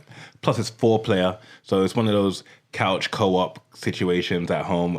We have 4 people in our house, so it's going to be awesome. I'm looking forward to that one. I'm excited too. It looks like a fun new take. It almost looks like Sonic Wonder to an extent. That's a good way of putting it. Yeah. Yeah, because Sonic turns into different things in this. There's different like gameplay, like sometimes it's like a rocket or something. That's fun. I'm gonna Gameplay be Amy changes. with the hammer. It looks like a Smash Bros. Hammer. She's just going crazy with it, so I'm looking forward to it. No Big the Cat. Big negative point though. Oh, If there's no Big the Cat, I don't play. That's what all here's Sonic the fans hoping. say. Yeah. Yeah. Nintendo Direct though, overall, give it at least a B+ ranking. I mean, it's a pretty awesome Direct. Yeah. Yeah. Good and fair way of putting it. Yeah. Yeah. So let's move on to Chat Xbox, everyone's favorite console. A fucking lot actually happened this month for Xbox. We'll just start off though with the Xbox Tokyo Game Show, where they're like, "Hi Japan, you've never met us. We're Xbox. What's we up?" really want to be friends." And they're out there holding the fucking boombox outside the window, and Japan just closes the window. We don't need you, Xbox. This was streamed September 21st. First of all, they announced that 2 Ori characters are coming to Party Animals. Party Animals is a cutesy fight animal game multiplayer. I played a little bit of it, and I fucking did not like it. Oh, I wanted to like it, and I didn't know what was happening, and they didn't explain anything. And my attention span on Game Pass is small. I give something a good 5-10 minutes where I'm like, if it's not clicking, I don't really care. Mm-hmm. It kind of looked like Gang Beasts a little bit, but animals. Or am I thinking of a different game? See, I don't know if he's making up something now to me. Oh, Gang Beasts. Gang Beasts. Oh, Can't yeah. trust anybody on the cast. Gang Beasts sounds like Pokemon, but like hardcore. No, it's just silly little guys punching each other and then flopping out. Yeah, it's kind of like that. Okay, And there they're we like go. real like they Yep. look like they're Right running ball. in bigger costumes. But Ace Attorney Trilogy is coming to Game Pass. Huge. Apollo Justice Ace Attorney Trilogy coming January 25th, 2024 to Xbox. Important thing, they have a green screen mode. Memes are going to be insane. What's the green screen mode do? Oh, they decided that you can take screenshots with a green screen in the background. Put yourself in the game? And put anything. Anything in the background, yeah. You know chroma that. key that, and then the memes are going to go off the Yeah. hook. So we're talking wieners in game. Oh, hell in yeah. game. That's what I was thinking. Yeah. Straight up, straight. That's what I was thinking. It reminds me of that Wii Fit. Remember on Smash Bros. They had that Wii Fit stage where you could like write Miiverse. in the- Yeah. Miiverse, yeah. And then they Yeah. had to like take it out of the game because there was hella wieners in there and stuff Well, like that. my first Smash Brothers map, which I still have that I made, is just a wiener. And I'm like, I'm not creative. I'm like, wiener. If you Man, give it's so the people a chance, they are gonna put Yes. their dick in it. Absolutely, every time. It's a horrible, sad but true thing. It is, yeah, it is. If you give a spot for them to put their dick, they'll put it in it. Well, where there's a wiener, there's a way. Don't. There's like it's a spike trap. Don't put it in there. And the guy's like, It's been a long time. yeah. Pal World got a new trailer. This is Pokemon with guns, open world action RPG. I want it to be good. I talked to my brother about it. He said the developers have made some really crap games in the past, so hopefully this is their redemption arc. It's Pokemon with guns. Yeah. It's not Pokemon, but it's Bingorf and Splashu, and they have guns. Yes. They're and back. and it's like you have your party and you go out there and you're shooting like these other animals, and your guys all have guns too, and it's like this big party. It looks cool. It doesn't sound like a party. It sounds like a massacre. Yeah. The trailer looks great, and the game looks interesting. I don't know. We'll see. But I believe it's coming to Game Pass. So, Persona 5 Tactica and Persona 3 Reload, Game Pass day one when they come out. Cool. Fallout 76 Atlantic City update. Why? Has anybody here played 76? I did. It was on Game Pass for a little while. How long did you play it though? Almost a minute. I played it for like 15 hours. Okay. And I played solo and I was hoping it would get better. You didn't get anywhere in that game, I bet, in 15 hours. I got a little bit done. Oh, you did? Okay. But when you run into like groups that have been playing the game for a long time and they just fuck your shit up, It's just like Clash of Clans, I bet. They I like, just wanted to annihilate you. nuke somebody. That's all I wanted because you can get nuke codes in it and fuck people's day up. Oh, But sick. I would be excited for it's one of those games that if I had people that played it, this would be Yeah. really fun. It There sounds is, like Ark or something. yeah, You know, Yeah, or you like- go to bed because my stupid human body has to sleep and stuff, and then you wake up and you've just been pillaged.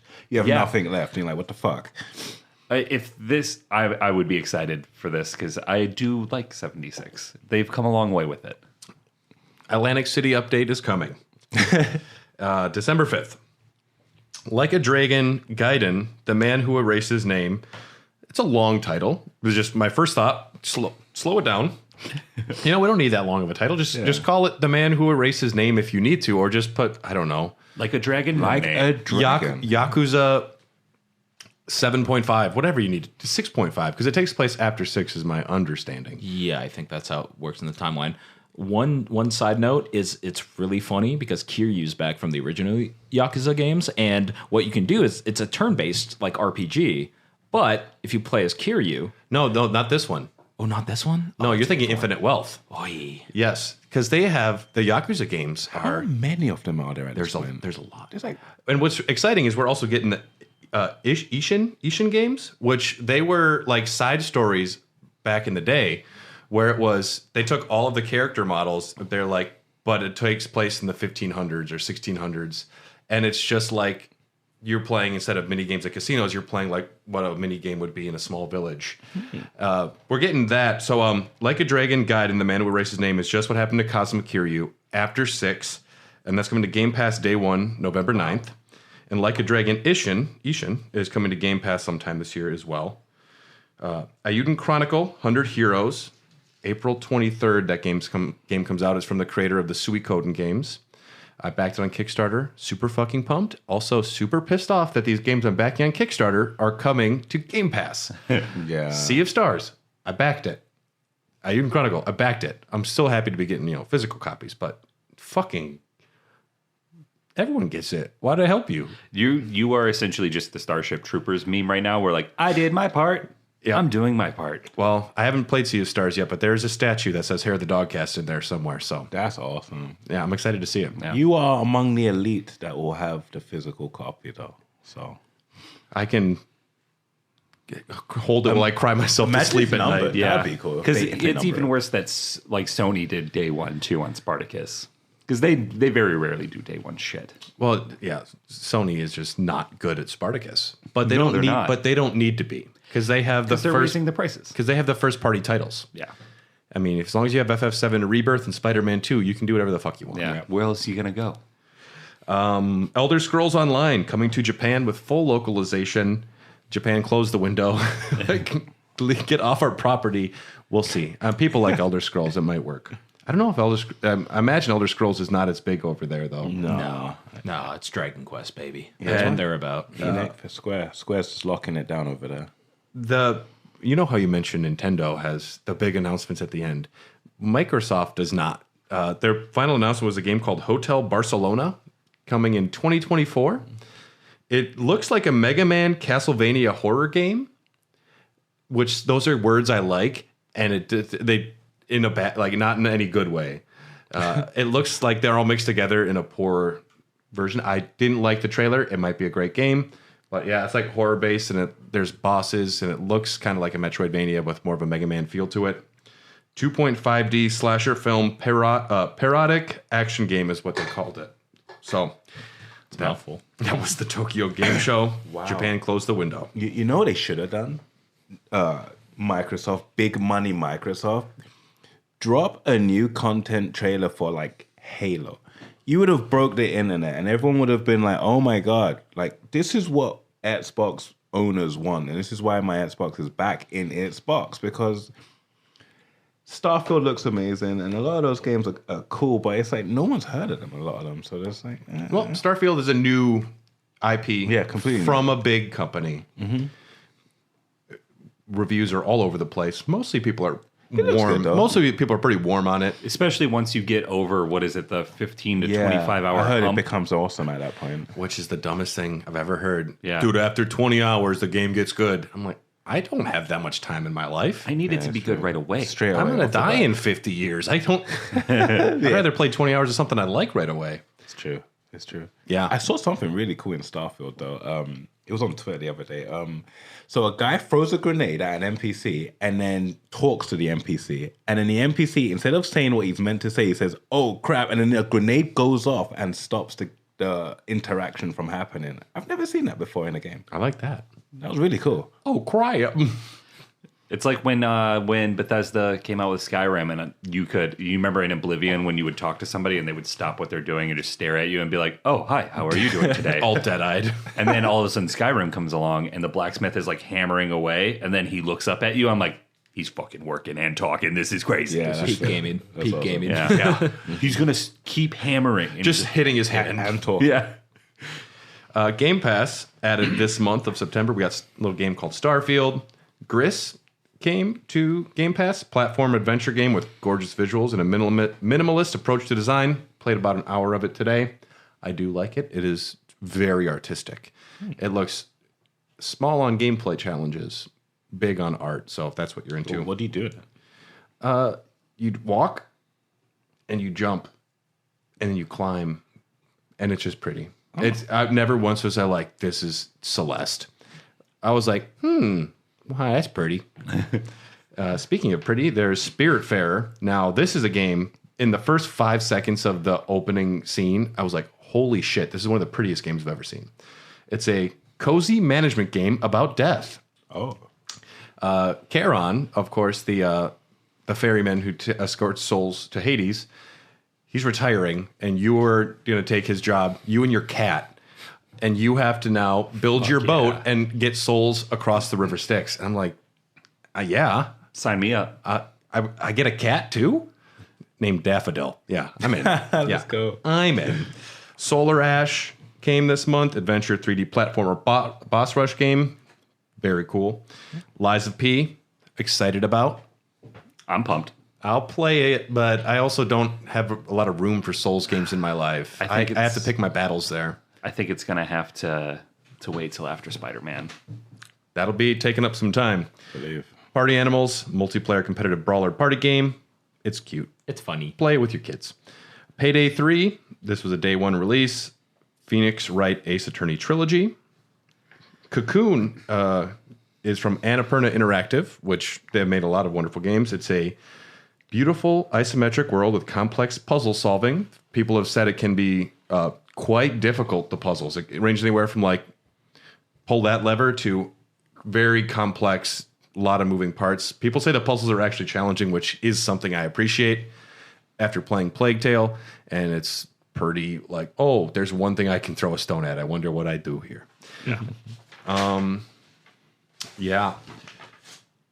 Coming in October, Gotham Knights will be coming to Game Pass, which I will play. It's the only way I would play it. Yeah, for real. I heard it wasn't good. No, I heard it was straight up not good. Yeah. Like, I was sad about that because I wanted to play that game on PC with my friends. We were pumped, and then it wasn't good, so we didn't. It's the one with all the villains, right? It's essentially No, you're thinking Suicide Squad. Mobby. This is 5 Robins team up. Yeah, pretty much. Which, I Girl mean, Robin, older Robin, younger Robin, new Robin, and it looked like it was a mess. They had like frame rate issues and typical PC stuff. It was bad when Yeah. it came out. I don't know if it's gotten better, but if I can play it for free for 10 minutes, I will play it for free for 10 minutes. if it was, if I had an Xbox, I would probably play the majority of the game on. Like, I'd probably play a good chunk of it. They made the Arkham games, and those were phenomenal. So for them to drop the ball that bad is just so disappointing. They didn't make the Arkham games. Rocksteady did. Isn't this Rocksteady? No, Rocksteady is doing the Suicide Squad game, Oh, might be. which has the last Kevin Conroy Batman performance. Yeah. Really? Sadly, it's in the Suicide Squad game, which has been not getting good feedback. Well, they were going back they to the delayed it. drawing They board went back with to a the lot of that. Okay. Lamplighters League. Now, I've never heard of this before. Strategy game, RTS, with an Indiana Jones sci-fi feel. It's a lot of words. I know. Yeah. Isn't a lamplighter like one of those dudes that used to walk around back in the day and light literal street lights? Yeah, he was also one of the members of the Boys, the Vought 7. Yeah. Looks dope. Forza Motorsport 8 is coming October 10th, day one. City Skylines 2 is coming. Day one? See, Skylines, eh? 2? City Skylines is coming. City Skylines 2 is coming. I don't know if it's day one. I don't know if it's out yet, but it's coming Comes in out in October. October. So yeah, it's day awesome. one. Oh, That first one was really fun. I remember there was a couple of things that were broken. It's but what SimCity should wanted it to be. should Yeah, evolve into. yeah. I have lost hours of days of my life to City Skylines. Did they ever fix the way traffic moved in that game? Because They did eventually, but like it still is kind of a pain in the ass. And I know they are addressing it in City Skyline 2. But it's also a game that I played on my PlayStation that it doesn't really work on a console. You really need a mouse to play that. Yeah.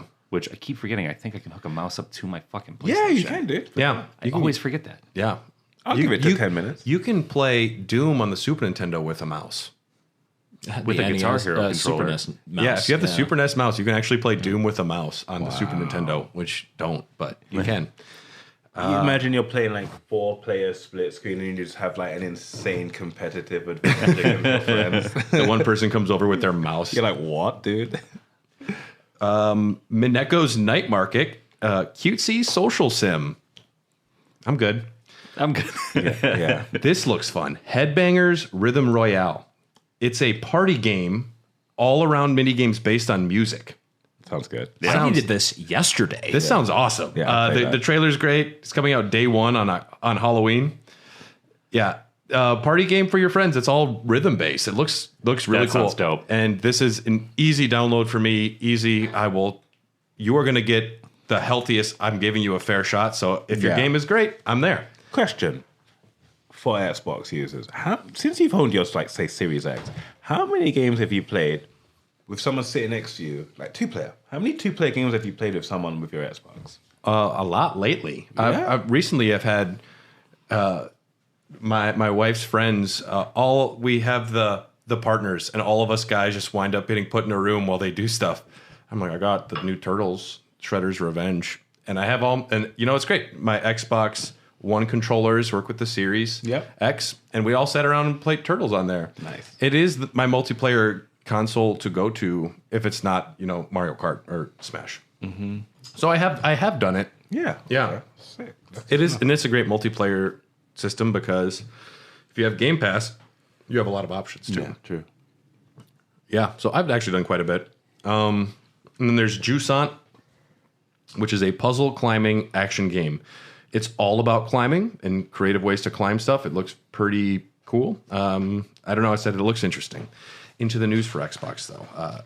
The Xbox HD came out this month. Brand new plug-and-play HD adapter. Brings your original Xbox to modern displays. It's also got a built-in local area network box, so you can hook up 4 Xboxes if you need to play your Halo 1 or 2. Wait, what is this for? What? The original Xbox got a new HD adapter. What? It's expensive, $190. So, but so any game that's got 480i, 480p, 720p, or 1080i, they're going to be looking great on your HD TVs. That's crazy. Built-in router, so you can be not like for internet, but just for LAN parties. And if you didn't know, your original Xbox can LAN with a Series X. All the Xbox consoles, you can play Halo 1 and 2. Like if you hook up your original Xbox 360 and Xbox One and a Series X, all on one LAN thing, and all of Halo 1, that's wild. They all work together, which is really wild. That's awesome. That is really cool, actually. But yeah, and it's also got a mini TOS link audio jack for clean digital audio as well. These guys make great products. I have the GCHD. There's one for the 64, I believe, as well. Yeah, they have one for the 64 as well. Yeah. So if you... Pretty good upscaling. Yeah, which is a lot of people's goals these days is to take your classic consoles and make them work on your big Work TV. on your new TV, yeah. I kind of want to, though, get like an old cathode ray tube and hook up like the... I've heard that that's the way to play, your old consoles. They're designed to look good on that. There's a specific monitor released by Sony back in the day. It was an old computer monitor, and it's the most sexy looking pixels you could possibly have on any display for old school gaming. It was fantastic. Chat. Xbox MasterCard launches this month. That's right. If you want to get a credit card from Xbox, you can. With my credit score, get the fuck out of here. You can. Teaming with Barclays, Xbox is launching a new credit card for Xbox Insiders on September 21st. Everybody else can get it next year. Wow. Earn points for Xbox games and add-ons based on your purchases. That's what I thought. How are they going to implement playing your games into earning flight miles or something, That's You get cash back on gas purchases. You get flight simulator miles. Yeah. And the ever ongoing discussion of the Microsoft Activision Blizzard merger, which has been a pit stop on every Xbox news we've done for about a year now, almost probably. Yeah, UK is just we're trying to block that. We're like, that's not fair. Stop that shit. The CMA has granted preliminary approval of the purchase. So for all argument's sakes, it's approved. They have to just let third parties that are... There's no reason it won't go through now. Third parties still need to be consulted, but yes, for all intents and purposes, the deal is going ahead. I put Frodo at Mount Doom meme. Finally, fuck. Yeah. Is this just to bring Call of Duty exclusively to the Xbox ecosystem and Candy Crush? Not right away. Activision Blizzard will now be owned by Microsoft. According to the deal, though, Call of Duty has to remain multi-platform for a number of years. I think it's 10 years. Yeah. Something like that. Wow. And it's coming to Switch as well. So expect these Mortal Kombat memes to continue with Call of Duty on the Switch. But yeah, it's going through. expected to wrap up October 6th, and that brings us to the story of the day, the biggest leak. September 15th, the United States District Court for the Northern District of California uploaded documents related to the FTC v. Microsoft case, because the Federal Trade Commission was suing Microsoft about this deal because the FTC is just being dumb. But Microsoft had to submit documents to them, and Microsoft should have redacted everything in said documents. Somebody attached a PDF that was not redacted. And this was the case that Microsoft won in a preliminary injunction versus the FTC. So essentially, the case is pretty much done. But these documents should have been blackbarred. They weren't. And then a reset era, yeah. Reset era forum member found one PDF with the redacted documents attached to it, and contained these documents contained what many have been calling one of the biggest leaks in video game history.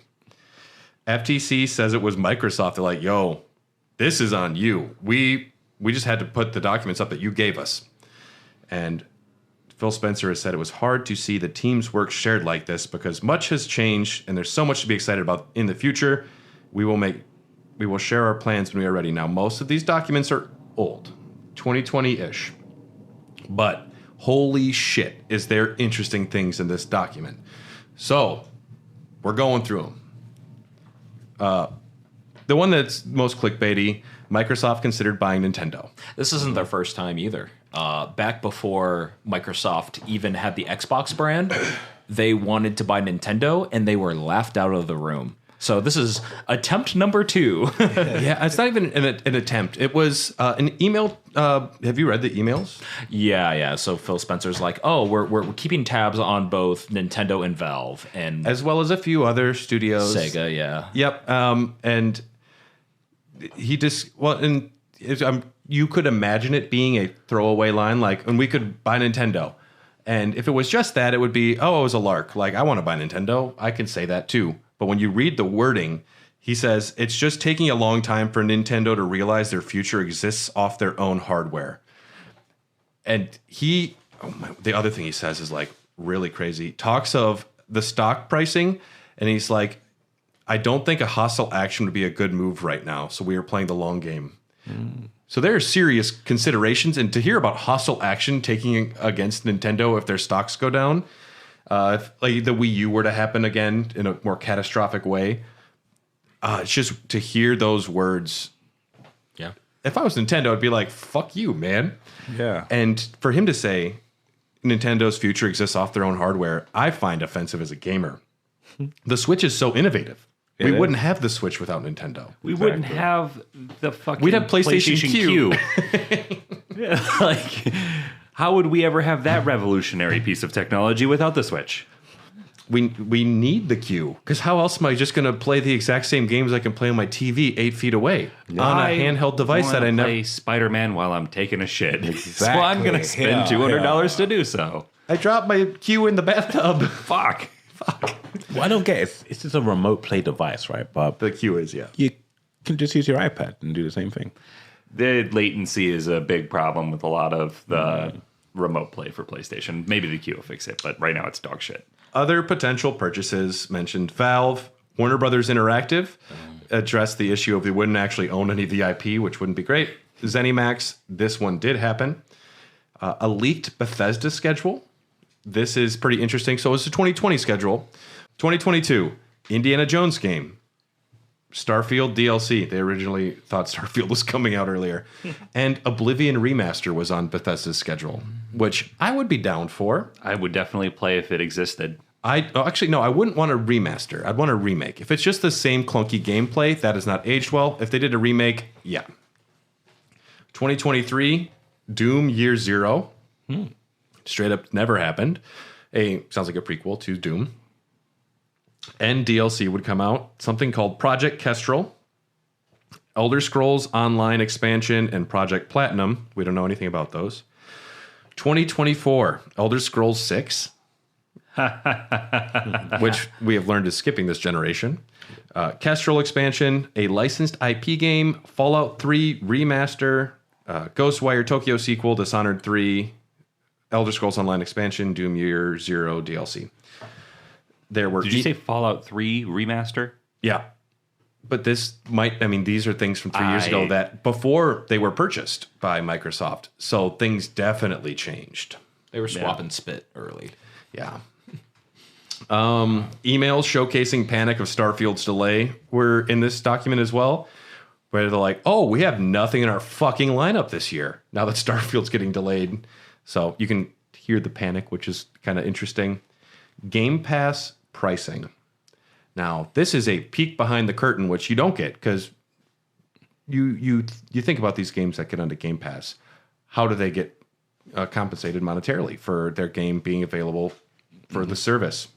And there was a chart that showed different games that they were thinking of acquiring and expected partner ask for access to this game.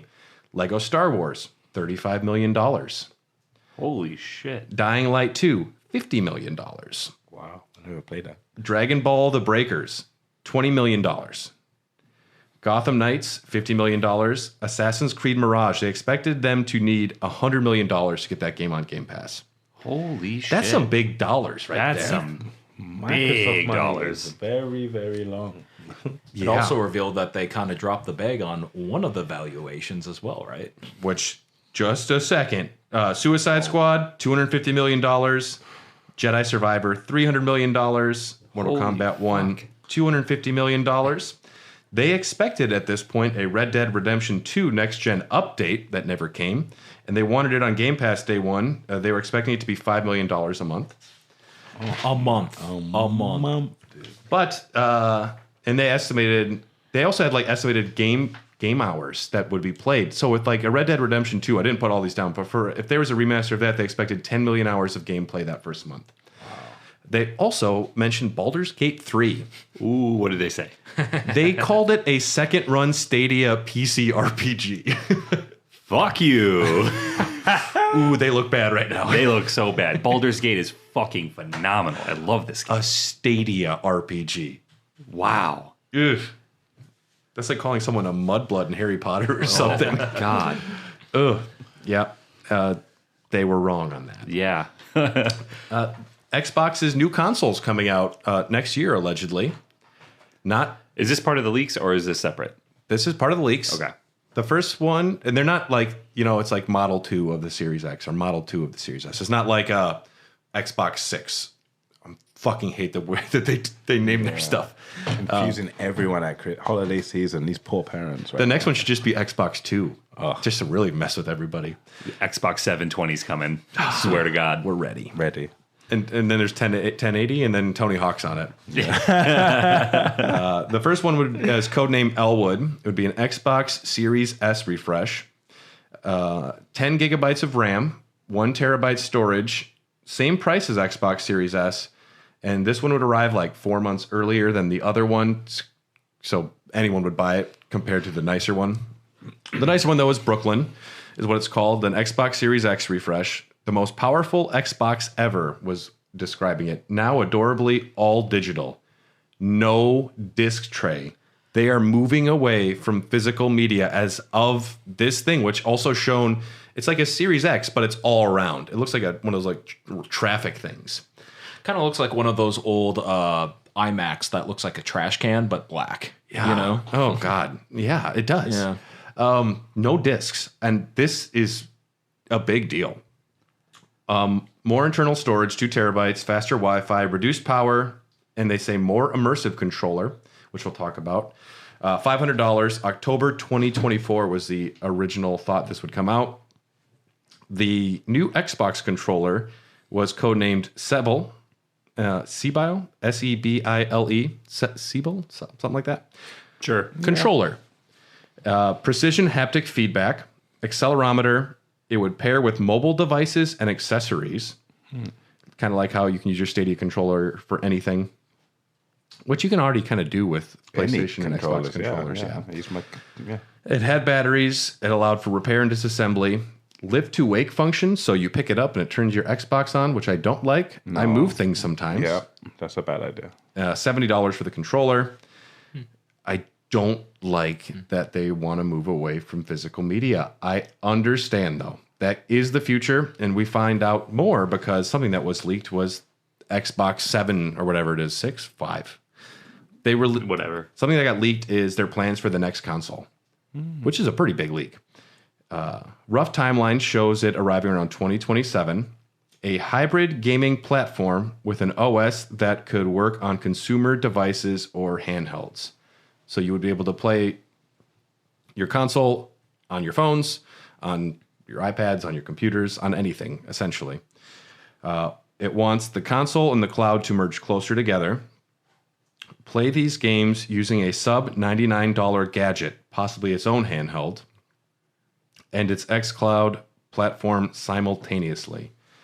Controller prototypes are just fucking Nintendo Switches. Because that's all things. Everyone's like, oh, Nintendo was right. Nintendo was right again. Yeah. So this is them moving completely out of physical media, completely into cloud gaming. You don't even download your shit. It's just, I can't even get YouTube videos to play on my phone in some parts of town. And the thought of just all digital cloud stuff is...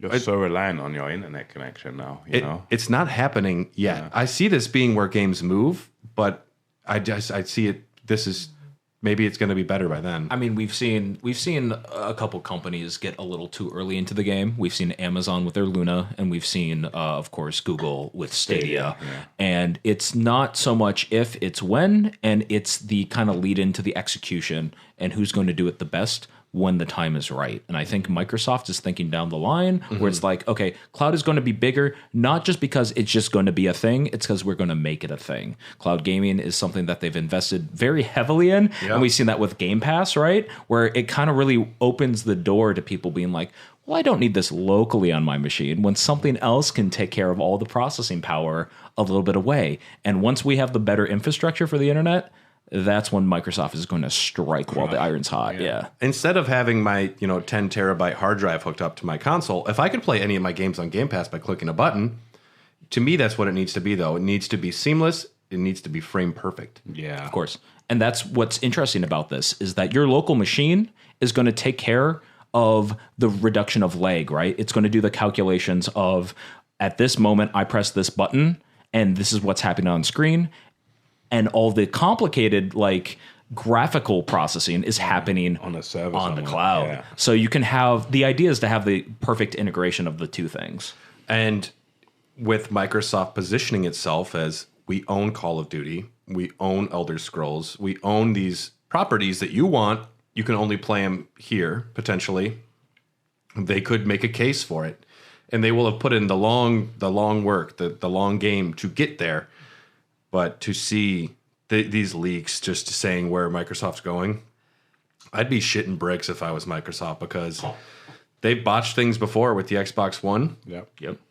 The first thing they've ever they showed for that console was the price is right. They're like, that's right, TV on your Xbox. Like, we don't care. Know your audience. Yeah. And I don't know. That's some weird shit. Graphics innovation would feature next-gen DirectX ray tracing, dynamic global illumination, micro polygon rendering optimizations, and machine learning-based super resolution. Cool. Super resolution. That's a super. That's fucking blast processing. We're going back to the Sega days. So shit's fucking good. Yeah. So that was a big old Nintendo or a big Xbox leak, and I guess that would just move us into the topic: the biggest leaks in video games. Yeah. Norman Reedus took a pee in Death Stranding. Norman Reedus did. He accidentally almost spoiled Death Stranding 2, didn't he? Yeah, he did. Yeah, I wouldn't call that a leak though. So no, that's almost a spoiler. Now, our guests here, how do you guys feel about leaks? If it's something I'm anticipating, like you've seen a trailer or there's been some sort of announcement, I try to stay away from them. But thumbnails on YouTube ruin everything, so you can't get away from them. Yeah, and Facebook's like the worst. No, Twitter's the worst. Really? Yeah. You know what? Even Reddit's the worst. Yeah. I got Luke Skywalker's death spoiled from a non-related Reddit post. Yeah. YouTube's the one that spoils the most for me. The thumbnails are the worst. My Twitter's, I don't know, the algorithm is just directed and focused it on like cryptocurrency. So I never see anything outside of crypto on Twitter. So I'm in a bubble there, luckily. Yeah. I try to avoid leaks, but like you're saying, you can't. They just happen. Sometimes you just can't. And then sometimes you kind of embrace them and you want them to come. Like when you know everything's coming and you're just waiting for a release date. Or you get the release date and you're just waiting for the release of said thing. And then, I don't know, someone shits the bed, leaks it online, and then you're able to just like get it early or something. Like The Last of Us 2. Oh yeah, the Yeah. whole script was released, right? Yeah. Because you were super hot on that game. Oh yeah. It would go on my Mount Rushmore of games. It's one of the best games I've ever played. The story personally. got leaked. Yeah, and I had to avoid Reddit for a very long time, which is hard for me because I'm an addict to Reddit. I spend my life on there. So that sucks. Their mod team needs to do better in these channels then to make it like spoil. Hey, this is a spoiler or something. You know, you can't. You can only do so much. Yeah. You can only do so much. Some people really live to spoil. Yeah, they it's true. get This is true. great enjoyment. Like when I went to the midnight premiere of what was it, Star Wars Episode 7. Yeah. And I'm gonna spoil this movie. So if you haven't seen it, There's a 7th. yeah, I didn't know they made. they got like 10 of them now. No, so I went to they started the showing at midnight, and I went to like the 3 a.m. one with a bunch of friends. Yeah. They had a bunch of showings, and the dude walks out of the fucking movie theater and sees all of us in line. He's just like, Han dies. And they fucking lost their minds. No, what a dick. Yeah, that sucks. I heard he got his ass kicked in the parking lot, but that's fable now. Who knows? knows? It's legend. It's legend. Yeah. Legend became myth. But But I was things saying- that were lost. And he's not the only guy who does that. People that live- drive through Harry Potter book releases and say Dumbledore dies. Classic video. Classic video. Yeah. Yeah, they're shitheads. When it Spoiling comes a story is not cool to me. no. I No. actively avoid talking about spoilers all the time. Yeah, May 2022 was The Last of Us leak. Fallout 4 also had its script leak as well, December 2013. No. Jason Schreier said Kotaku had been sent scripts and character descriptions for Fallout 4, amongst other details. Kotaku was then never given advanced copies of Bethesda games because of this, because they covered the story. Yeah, I mean, It's news. they're a news. they had What a did you expect? decision to make though. They could have and they couldn't have, and they decided to do it, which is their prerogative, I guess, right? Print it. When Yeah, it comes, We need them clicks. there is one game that I actively look for leaks because I'm tired of fucking waiting for Grand Theft Auto 6. Yeah. Fair. Ooh, that's a good one. Yeah. Grand Theft Auto 6, I get, you know how like Google listens to everything you say, or it'll track what you've been looking up. And on my phone, if I swipe all the way to the left, it's I'm getting got, a lot of Peachette stuff today. I get news articles that are tailor made for me. It's a lot of PlayStation news, but there's always a rumor mill thing Yeah. of Grand Theft Auto 6 because it's just fucking taking too long. I know I'm gonna play it. They know that this game is going to be their moneymaker for 12, 15 years. Yeah. Like, They're taking their time because they know that. 5's still cranking money out for them. It came out on the You don't put a PlayStation 3. Yeah, it's been on 3 generations of consoles. It also came out on the PlayStation 5. And if it's still making them money, don't shoot it before. I'm part of the problem. I've bought it 3 times. They don't need to make Elder Scrolls 6 yet because people are. My God, so have I. So did I. It's 360, Xbox, and PC. Yeah, I got PlayStation 3, and then when I And got my PS4. yeah, I own Skyrim, I think, 5 times. Wow. And that's just dumb. Maybe But- you get something from every playthrough on each console. The VR is the best. And then the Xbox One was the nice one because I could, not mod, but you could download mods. And it was more, you could have custom, like, new content added, whereas the PlayStation did not allow that. PlayStation 4 did. You could mod Skyrim and No, you could mod, but the things that were allowed, you couldn't bring in new assets, where at the Xbox, new assets could be added Oh, in. yeah. It was different. And you could have more of them. My game is broken. But Grand Theft Auto 6, I got it. I got to use the restroom. yeah, go for it, man. Sorry. No, there's no problemo.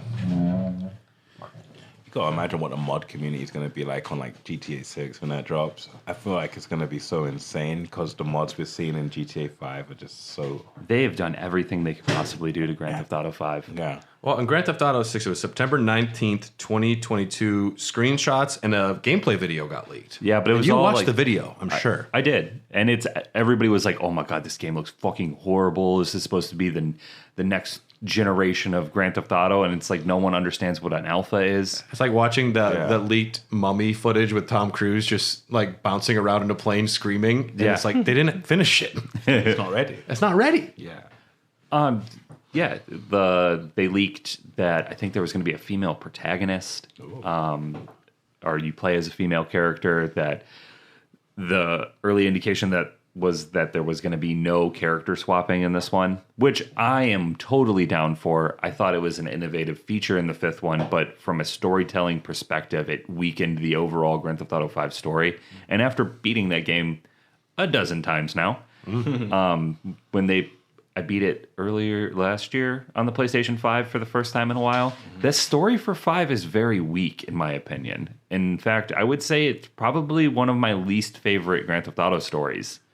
I guess, I mean, are you playing those games for story? Yeah, the story are great. Like Grand Theft Auto San Andreas had an amazing story. Yeah, that was good. That was really good. Vice City was fun because you're basically just playing like Goodfellas in Miami. Goodfellas plus Scarface. Yeah.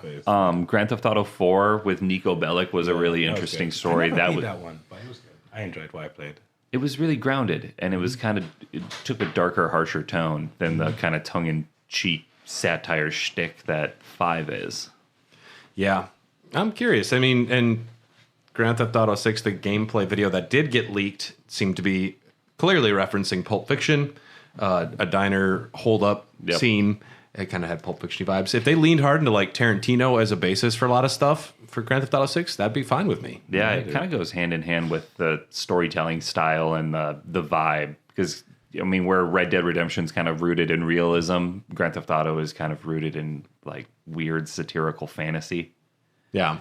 It's a parody of modern American life is kind of the idea. Yeah. I remember my dad walked by while I was playing Grand Theft Auto San Andreas, and one of the stores is called Prolapse. Pro space Laps, and it's a sports attire store. And he's like, "Is that store called Prolapse?" And he started laughing, and I didn't get it because I didn't know what that was.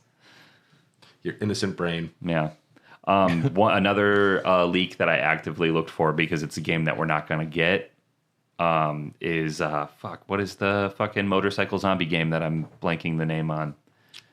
I don't know. Fuck! I had a brain fart and forgot the name of the game. Sounds like some. Reminds me of an N64 game. What was it?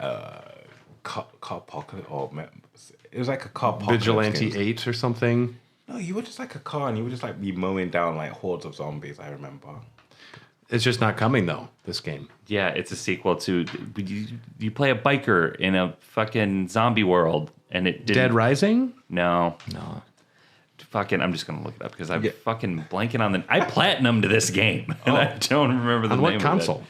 PlayStation 4. Yeah. Okay. Nice. GeForce Now. NVIDIA's GeForce Now in September 2021 was breached when someone accessed the back end, discovering a list of upcoming games, including Street Fighter 6, Crisis 4, and Kingdom Hearts 4. So just dropping new releases for games. You don't get to have your own reveal trailer. Sorry. It was Days Gone. Days Gone. Yeah. We're not getting a Days Gone 2. Oh, sad face. I never played it. Was that like fantastic? Was that like a zombie? Yeah, it's a post-apocalyptic zombie world, and it's a open world. You get a fucking motorcycle you can customize. It was really cool. Cool. Never says this is an apocalyptic world. It's always post-apocalyptic. Can we just live in an apocalypse for once? Isn't that what Fallout 4 is? Also, we kind of are right now, maybe. Oh, Yeah. Yeah. he do be right. The times. Another reason I really don't like leaks though is because games are already announced, in my opinion, way too early, and then you get to spend the next year and a half of your life waiting for a game, or much, much longer. Yes, Elder Scrolls 6. We're looking at you. Do you guys see this font? That's all we got. Even Starfield. I know that took some delays, but that was announced way too early. I like every game should just drop like fucking Eminem's Kamikaze album, where I'm in a car one night at midnight. I'm like, oh, Eminem put out a new album. Fucking A. The problem is the people who have money invested need to see stocks move around. Yeah. That's 100% all it is. Yeah, you took it out of my mouth. Unfortunately. Yeah. And then we get fucked up games like Cyberpunk because of them. Yeah. Yeah, where Yep. games are rushed and like they should take their time. Like they announced the Witcher game. That's cool. We know you're going to make another Witcher game. It's one of CD Projekt Red's fucking Baby. Yeah. Moneymaker. It's amazing, though, just by saying Elder Scrolls 6, they'll see their stocks go up. Just by saying those words. Yep. That's true. I didn't even think about that. Yep. That's why they announced it so early. It's to appease someone, and then also what happened right after that? The acquisition. If If Nintendo is ever about to be purchased by Microsoft, they just say Earthbound and Mother remake. Yeah, they And make then- everything. Yeah. that's not happening for multiple reasons. No, but like if they could just pull out the big guns, something that they need. Yep, Star Fox 99. They can just start saying random fucking words, and they're like, "We got money." Yep. Back off, Microsoft. Walmart Canada in 2018 leaked all of the E3 announcements when they put up placeholder pages for games not yet announced. Wow. that was funny. I like that. Way to go, Walmart. Mass Effect 3, November 2011. Someone took a beta build intended for internal testing, and they uploaded it to Xbox Live for anyone to download and play. How? You love to see it. How It's impressive. You love to see it. That's bold. Yeah. People said the game didn't look good and seemed unfinished. I wonder why. It's a beta build. It's unfinished. Yeah, I didn't know that it was actually uploaded to Xbox Live, though. That's pretty funny. How do you do that? Hit a button. It's true. I worked in software development. You hit one button, everything's gone. It's weird watching. I forget the name of the game. It's some indie game where there's like a long documentary series, and they show the moment they're about to upload it to Xbox Live Arcade. Psychonauts. No, it's that developer though. Yeah. Yep. I forget the name of the game, but you can watch the moment they put it up there, and you can just watch them waiting to see like download numbers come in, and it is just that like it just happens at one point, and It's that fast. yep. They hit like F12. But then they thought something wasn't working. Double Fine Adventure. Double Fine, thank you. Yes. Just saw the DVD set over there. Perfect. Spoiled it. Tim Schafer, what a legend. Is a legend. One of the coolest guys. Yeah. Yeah. So yeah, Mass Effect 3. There's Half-Life 2. September 2003, German hacker Alex Gemby infiltrated Valve's network and leaks the game's beta code. This was shortly before the release, like I want to say within a week of it being released. The revealed game shown how bad the game was, and the game got delayed because of it. Wow. So that leaker saved people Yeah. in a weird way. But if you're leaking like a pre-release game, it's not even out. What did you expect? Well, this one was like a week before the game was supposed to be released. So it just wasn't even ready then. I wasn't ready. I forget the time frame, but it was like close, and they decided to delay it. That reportedly cost the company about $250 million, or 1 month of Game Pass. Or, It was Half-Life 2, right? Yep. Yeah, Valve's doing really bad nowadays, so it really ruined the company. Yeah, doing absolutely horrible. The person was arrested and sentenced to 4 years probation, which is amazing to me. Just get probation for costing a company $250 million. That's insane. There's a lot to lose when you leak the game, especially for the developer, but even more so for the fucking leaker, who's probably going to have to pay massive fines and or go to prison. Yeah. The rest of their life, they're getting things garnished. Forever. Like the Starfield guy that we talked about last month, who got his hands on 60 something copies and was just fucking mailing them out to people before the game came out. Yeah, they will find you. Yeah, especially when Bethesda's only new IP in like the last decade is getting leaked. Like, come on. This is their new baby. Yeah, you can't do that. You ever heard of Smash Brothers? What's No, that? please tell me about it. So No, it's Eskimo Brothers. Eskimo. No, No? that's Different something thing? else. Okay. They're the twins. They're the icy twins. climbers? The ice climbers. The icy twins. Is what they're called. That's their church name. Smash Brothers 3DS complete roster got leaked in August 2014. Oh, I remember that. Yep, someone just posted a picture of the entire roster, and that's people found out about characters that were not announced yet. The only thing that kept that from being believable is that they had Duck Hunt Dog Duo. And like half the people were like, well, there's no way. This is a joke, right? And then when the trailer came out, everyone's like, oh, that's the roster. That's real. I like it when that happens, when something is leaked and they're like, it can't, this is fucking a joke. And then it is that. That happened a little bit to me with Halo 2, because Halo 2 got leaked, the French version. My buddy had a modded Xbox, and I played it weeks before the game came out. Yeah, I remember that. All in French. So one, I'm like, this story doesn't make sense. Je ne sais quoi. Master Chief. To hear Grunt scream baguette was very weird. But to me, I was like, this, it seems unfinished. It doesn't look good. It wasn't what I thought it would be. And it would actually, there's a while I'm like, this can't be what Halo 2 is. And also I was like thinking, who the fuck would make this? How would you make a fake Halo game that A lot big? of effort. Yeah, that was one that kind of the same thing where I wasn't sure if the leak was valid, but it was.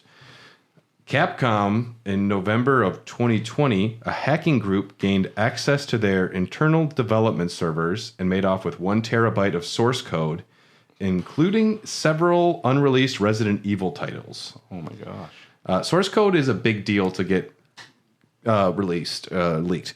Can you two explain to, say me and Tyler, if we're pretending we don't know what a lot about that is? Like the building blocks of a game. So if that gets leaked, someone could literally make your game and change anything in the game, and you cannot edit it because it's the source code, if I'm not mistaken. It's kind of considered like the holy grail of a modding community, because normally what you have to do if you're modding a game is you have to work around what exists and maybe exploit what is in there.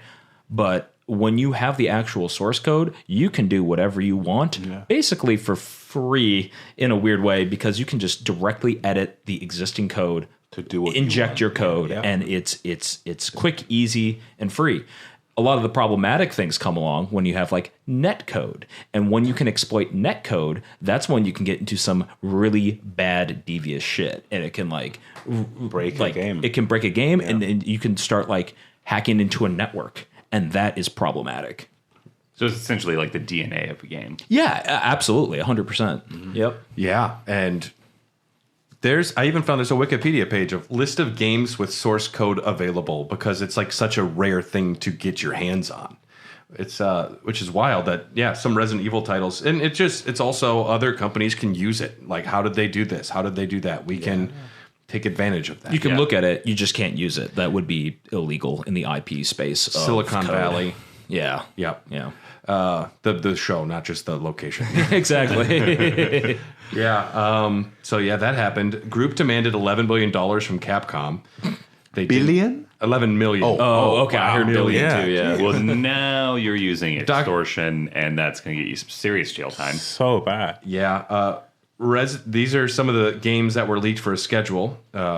This was like 2021, Resident Evil Outrage, Dragon's Dogma 2 was supposed to be 2022. That's not out yet.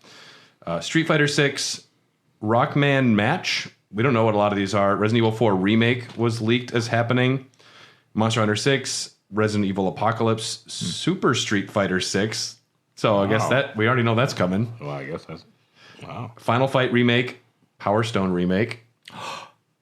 Sorry. That's a big one. Power Stone's a great game. Yeah. It is trapped in the Dreamcast still, I believe, right? Yep. And Power Stone too, yeah. Yeah. And you don't see a lot of games like that. I think there have been some spiritual successors that have tried to be like Like We're Shrek Power- Super Slam. we're Power Rock. Yeah. Yeah. Yeah. It's like Power Stone, but different because it's got red colors. Exactly. Yeah. Ultra Street Fighter 6. Wait, this is the third Street Wait, Fighter wait, 6 wait, on the hold list. on. Hold on. So we have Street Fighter 6, Super Street Fighter 6, and then Ultimate Super Ultra Street Fighter 6. Ultra. This is the playbook, though. Do you remember when we did the episode though? Where this is the playbook. This is their playbook. Street Fighter 2 has had like 8 releases. Yeah. We're just gonna paint the cabinet a different Turbo. color, and we're gonna throw some fucking new stuff on there. It's And gonna we be call it fucking- Toibo. They're gonna put the quarters in it. It's gonna be great. You see the speed slider? Just move it up. Full price. We'll do it. And then Resident Evil Hunk, which it'd be cool if Hunk got his own game. Hunk is, of course, a mercenary character, right? Yeah. It's been a while, but yeah. And then there was the Nintendo GigaLeak. GigaLeak. I would argue this is the second biggest leak in gaming history, of course, with the Xbox thing being the first. This is as big, in my opinion. Yeah. We were talking about source code. This is one of the biggest source code leaks of any video game company Especially to ever. happen to Nintendo, because they keep their cards so close to the chest. Yep. They don't. There's not a lot of people that look behind the curtain at Nintendo.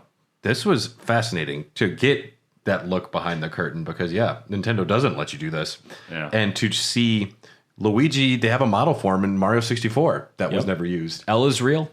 That's a classic meme. L is real, which is everyone was trying to figure out, is Luigi going to be in the game? They literally took textures from a water fountain and they're like, L is real? Luigi? Oh my goodness. Wow. Yeah, and people very quickly took that Luigi model and put him into the game. Yes. So he was going to be in Mario 64 and the Nintendo 64. Yeah. That would have been dope. Yeah. It's one of my favorite games of all time. And the sad thing is, well, not the sad thing, we love Nintendo, don't leak stuff.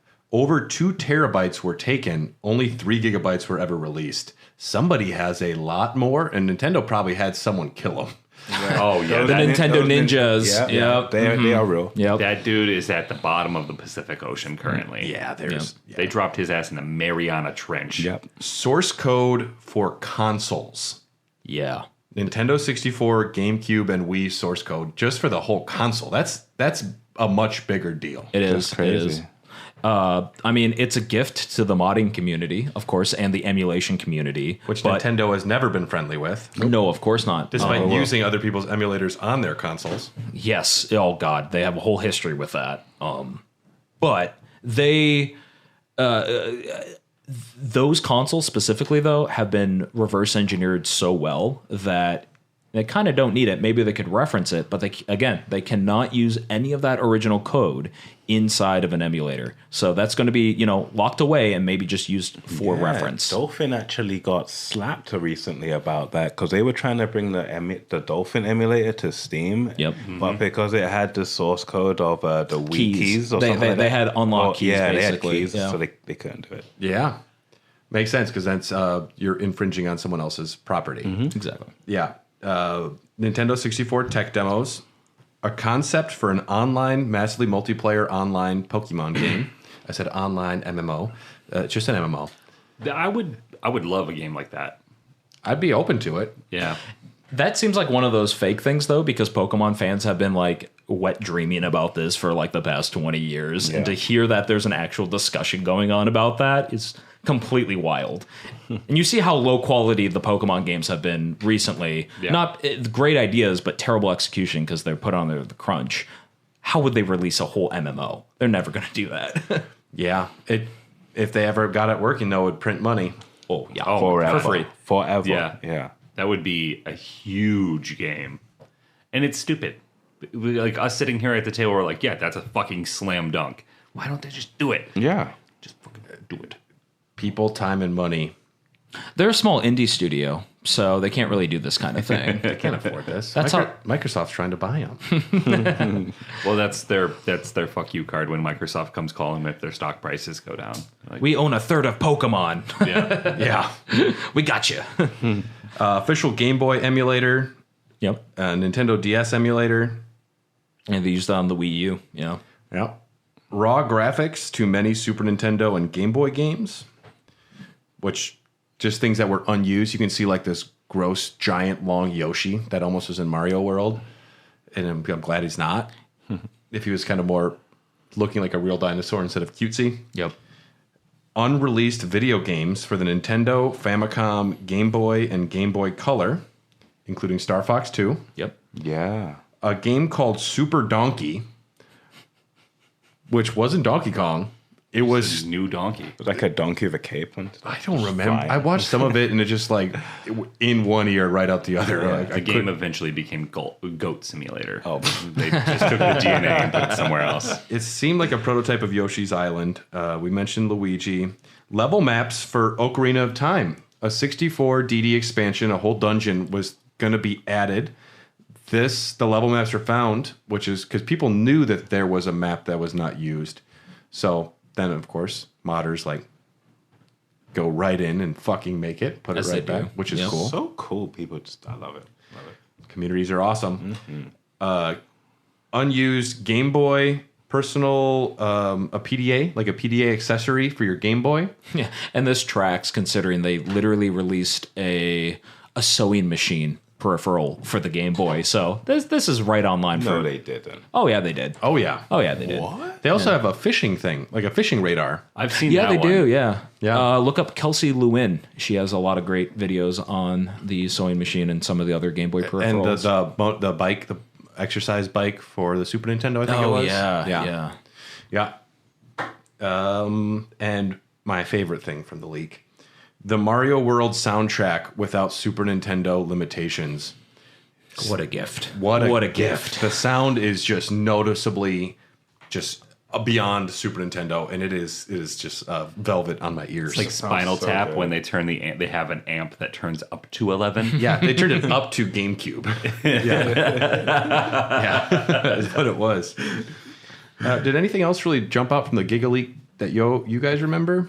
Yeah, it's really the source code is usually that's like huge. the biggest thing from that, just because of the Nintendo's relationship with their own fans and what the fans have tried to do. And now it came out at a really interesting time because Nintendo was very combative against the Smash community back right when this was released. How dare you raise money for charity? Yeah, exactly. Get that shit off. Well, for going back to the Evo days, but this was beyond this. So this was right after it was leaked that their relationship with Panda, which was a huge esports organization at the time, they were trying to pretend to make all these promises, like, oh yeah, we'll give you this whole circuit tour, and where like actual people can make actual money doing this. And then it was revealed that it was all a facade and a lie to the community so that they could just have a stranglehold grip in preventing games like PM, which is like a remake of Melee for Brawl, making sure that that never exists. You can look up articles and they go more into detail, but the timing of this just felt like huge retribution for real Nintendo fans of like, fuck you, Nintendo, we got your ass. Nintendo is so far up its own ass, but they have such a great ass that they get away with it. I know, it's so time. juicy. I go up there too. Yeah. The view is really nice. Is that Donkey Kong in there? It's great. Yeah, Nintendo, they're the old guard, and they're still out there innovating, so they can afford to be assholes about a lot of things. But I guarantee you'll never see a Miyamoto email saying, like, we should try and acquire Sony. Oh no. And well, because Nintendo only has 60 billion in profits while Microsoft has 600 billion. It's a little different. Yeah. Yeah. I don't know. Their hearts are in better places, it seems. When you hear about, like, who was the Wii U president at the time of Nintendo? I forget his name. Iwata. Reggie. Iwata. When you hear about the failure of the Wii U and he sacrifices his salary to give to the people, like, you don't see that in America. Nope. Yeah. I don't know, but Capitalism, baby. you gotta love it, right? I don't have much else to say about leaks. Leaks can be a very good thing. They can be a very bad thing. And just please don't spoil my favorite games. Whoever leaked that Last of Us 2 script, I fucking hate you. If I ever find you in life, I'm gonna beat your ass because you made my life a living hell for a long time. Do you like casting rumors? I don't mind them. There's a pretty good rumor about who's going to be playing Abby in the next season. Why don't they just get the fucking girl who voiced her? Because she probably doesn't look like her. I think she does. They're all mocap. Well, is she as marketable as Florence Pugh? Florence Pugh? Damn. Really makes it think. Now you're like, okay. Okay, maybe not so bad. Yeah, marketability. That's why Troy Baker's in games. Oh, yeah, and Troy I almost guessed who he was in The Last of Us show. I was really fucking close. Yeah. Yeah. You were off by 1 degree. I was one person away. Yeah. He's the guy standing next to the guy. Yep. Fuck. It was a good guess. Great guess. Yeah. Anything else on the leak front from our friends here? No, I think you covered it. I think that Pretty good. doesn't. Yeah. Well, big thanks to you guys for joining us. If anyone wanted to look up your content, where could they find your stuff, Matt? Oh yeah, I'm on YouTube. BigRig Creates. I just have again silly, funny, make it real in real life gaming content where I take stuff and make it real. Like shields from Tears of the Kingdom. Yeah, like my hologram shield from Tears of the Kingdom that Cool. we fired a bunch of stuff at it and tested it as an actual shield, and it was scary as hell to hold because it was going to chop my fingers off, and thank God it didn't. And DSs and portal guns and all that stuff. All that jazz. If any of that strikes your fancy, go check it out. Absolutely. And Alex, do you want people to find you? Yeah, come find me. If you break your tech and you need someone to come fix it, come to my shop in Waukesha, Wisconsin. I'll be happy to help and assist you with that stuff. And if you know the code word, he might even help you do other things to your consoles. Ooh. It could happen. I want to put like the Zelda, like opening a chest. Yeah. Da, da, da, da. Once I hand it back to you. Yeah. All right, everybody. Take us home, Tyler. Thanks for listening. Hair of the Dogcast exists because of people like you. If you have any questions, thoughts, concerns, you want to tell us we were wrong about something, you want to tell us we were right about something, or you just need somebody to talk to, We'll talk to you. we'll talk to you. You can contact us at Hair of the Dogcast on Twitter. Oh, on Instagram at Hair of the Dogcast, or on Twitter. Is it X? Twitter X? I refuse. You can tweet Twitter us. for life. You can tweet us on the Twitter at Hot Dogcast. Do you want a bunch of extra content? I know I do. We got like Elden Dogs, we got Popcorn Dogs, we got Doggies After Dark. Oh, Almost 50 episodes of that now. Yeah, and that's unhinged. That's just drunk buffoonery. Yeah, it's all the shit that Brad takes out. We leave it in. If you want content like that, you can find it at our Patreon. We got a bunch of good shit on there. Plus, we have a very loving Discord that you could join and meet a bunch of other cool people who like to talk about beer and video games. So you could get on that Discord. It'd be a lot cooler if you did. Want to give a thank you to the executive producers, Ryan Christinick, Christinick, Phil Wright, Kipper, Brian Ward, and Jordan Hoslow. Yeah. No, Hoff. Jordan Hoff. I was doing the Elden Dogs version of her name. Oh, yeah. Yep. Thank you to you guys. Then And we're part of the Togepi Podcast That's Network. the last Check out part. all the other amazing shows. Special thanks to our special guests. Y'all are great. And if you leak something, just send it to me privately. You won't go to jail, I promise. Goodbye.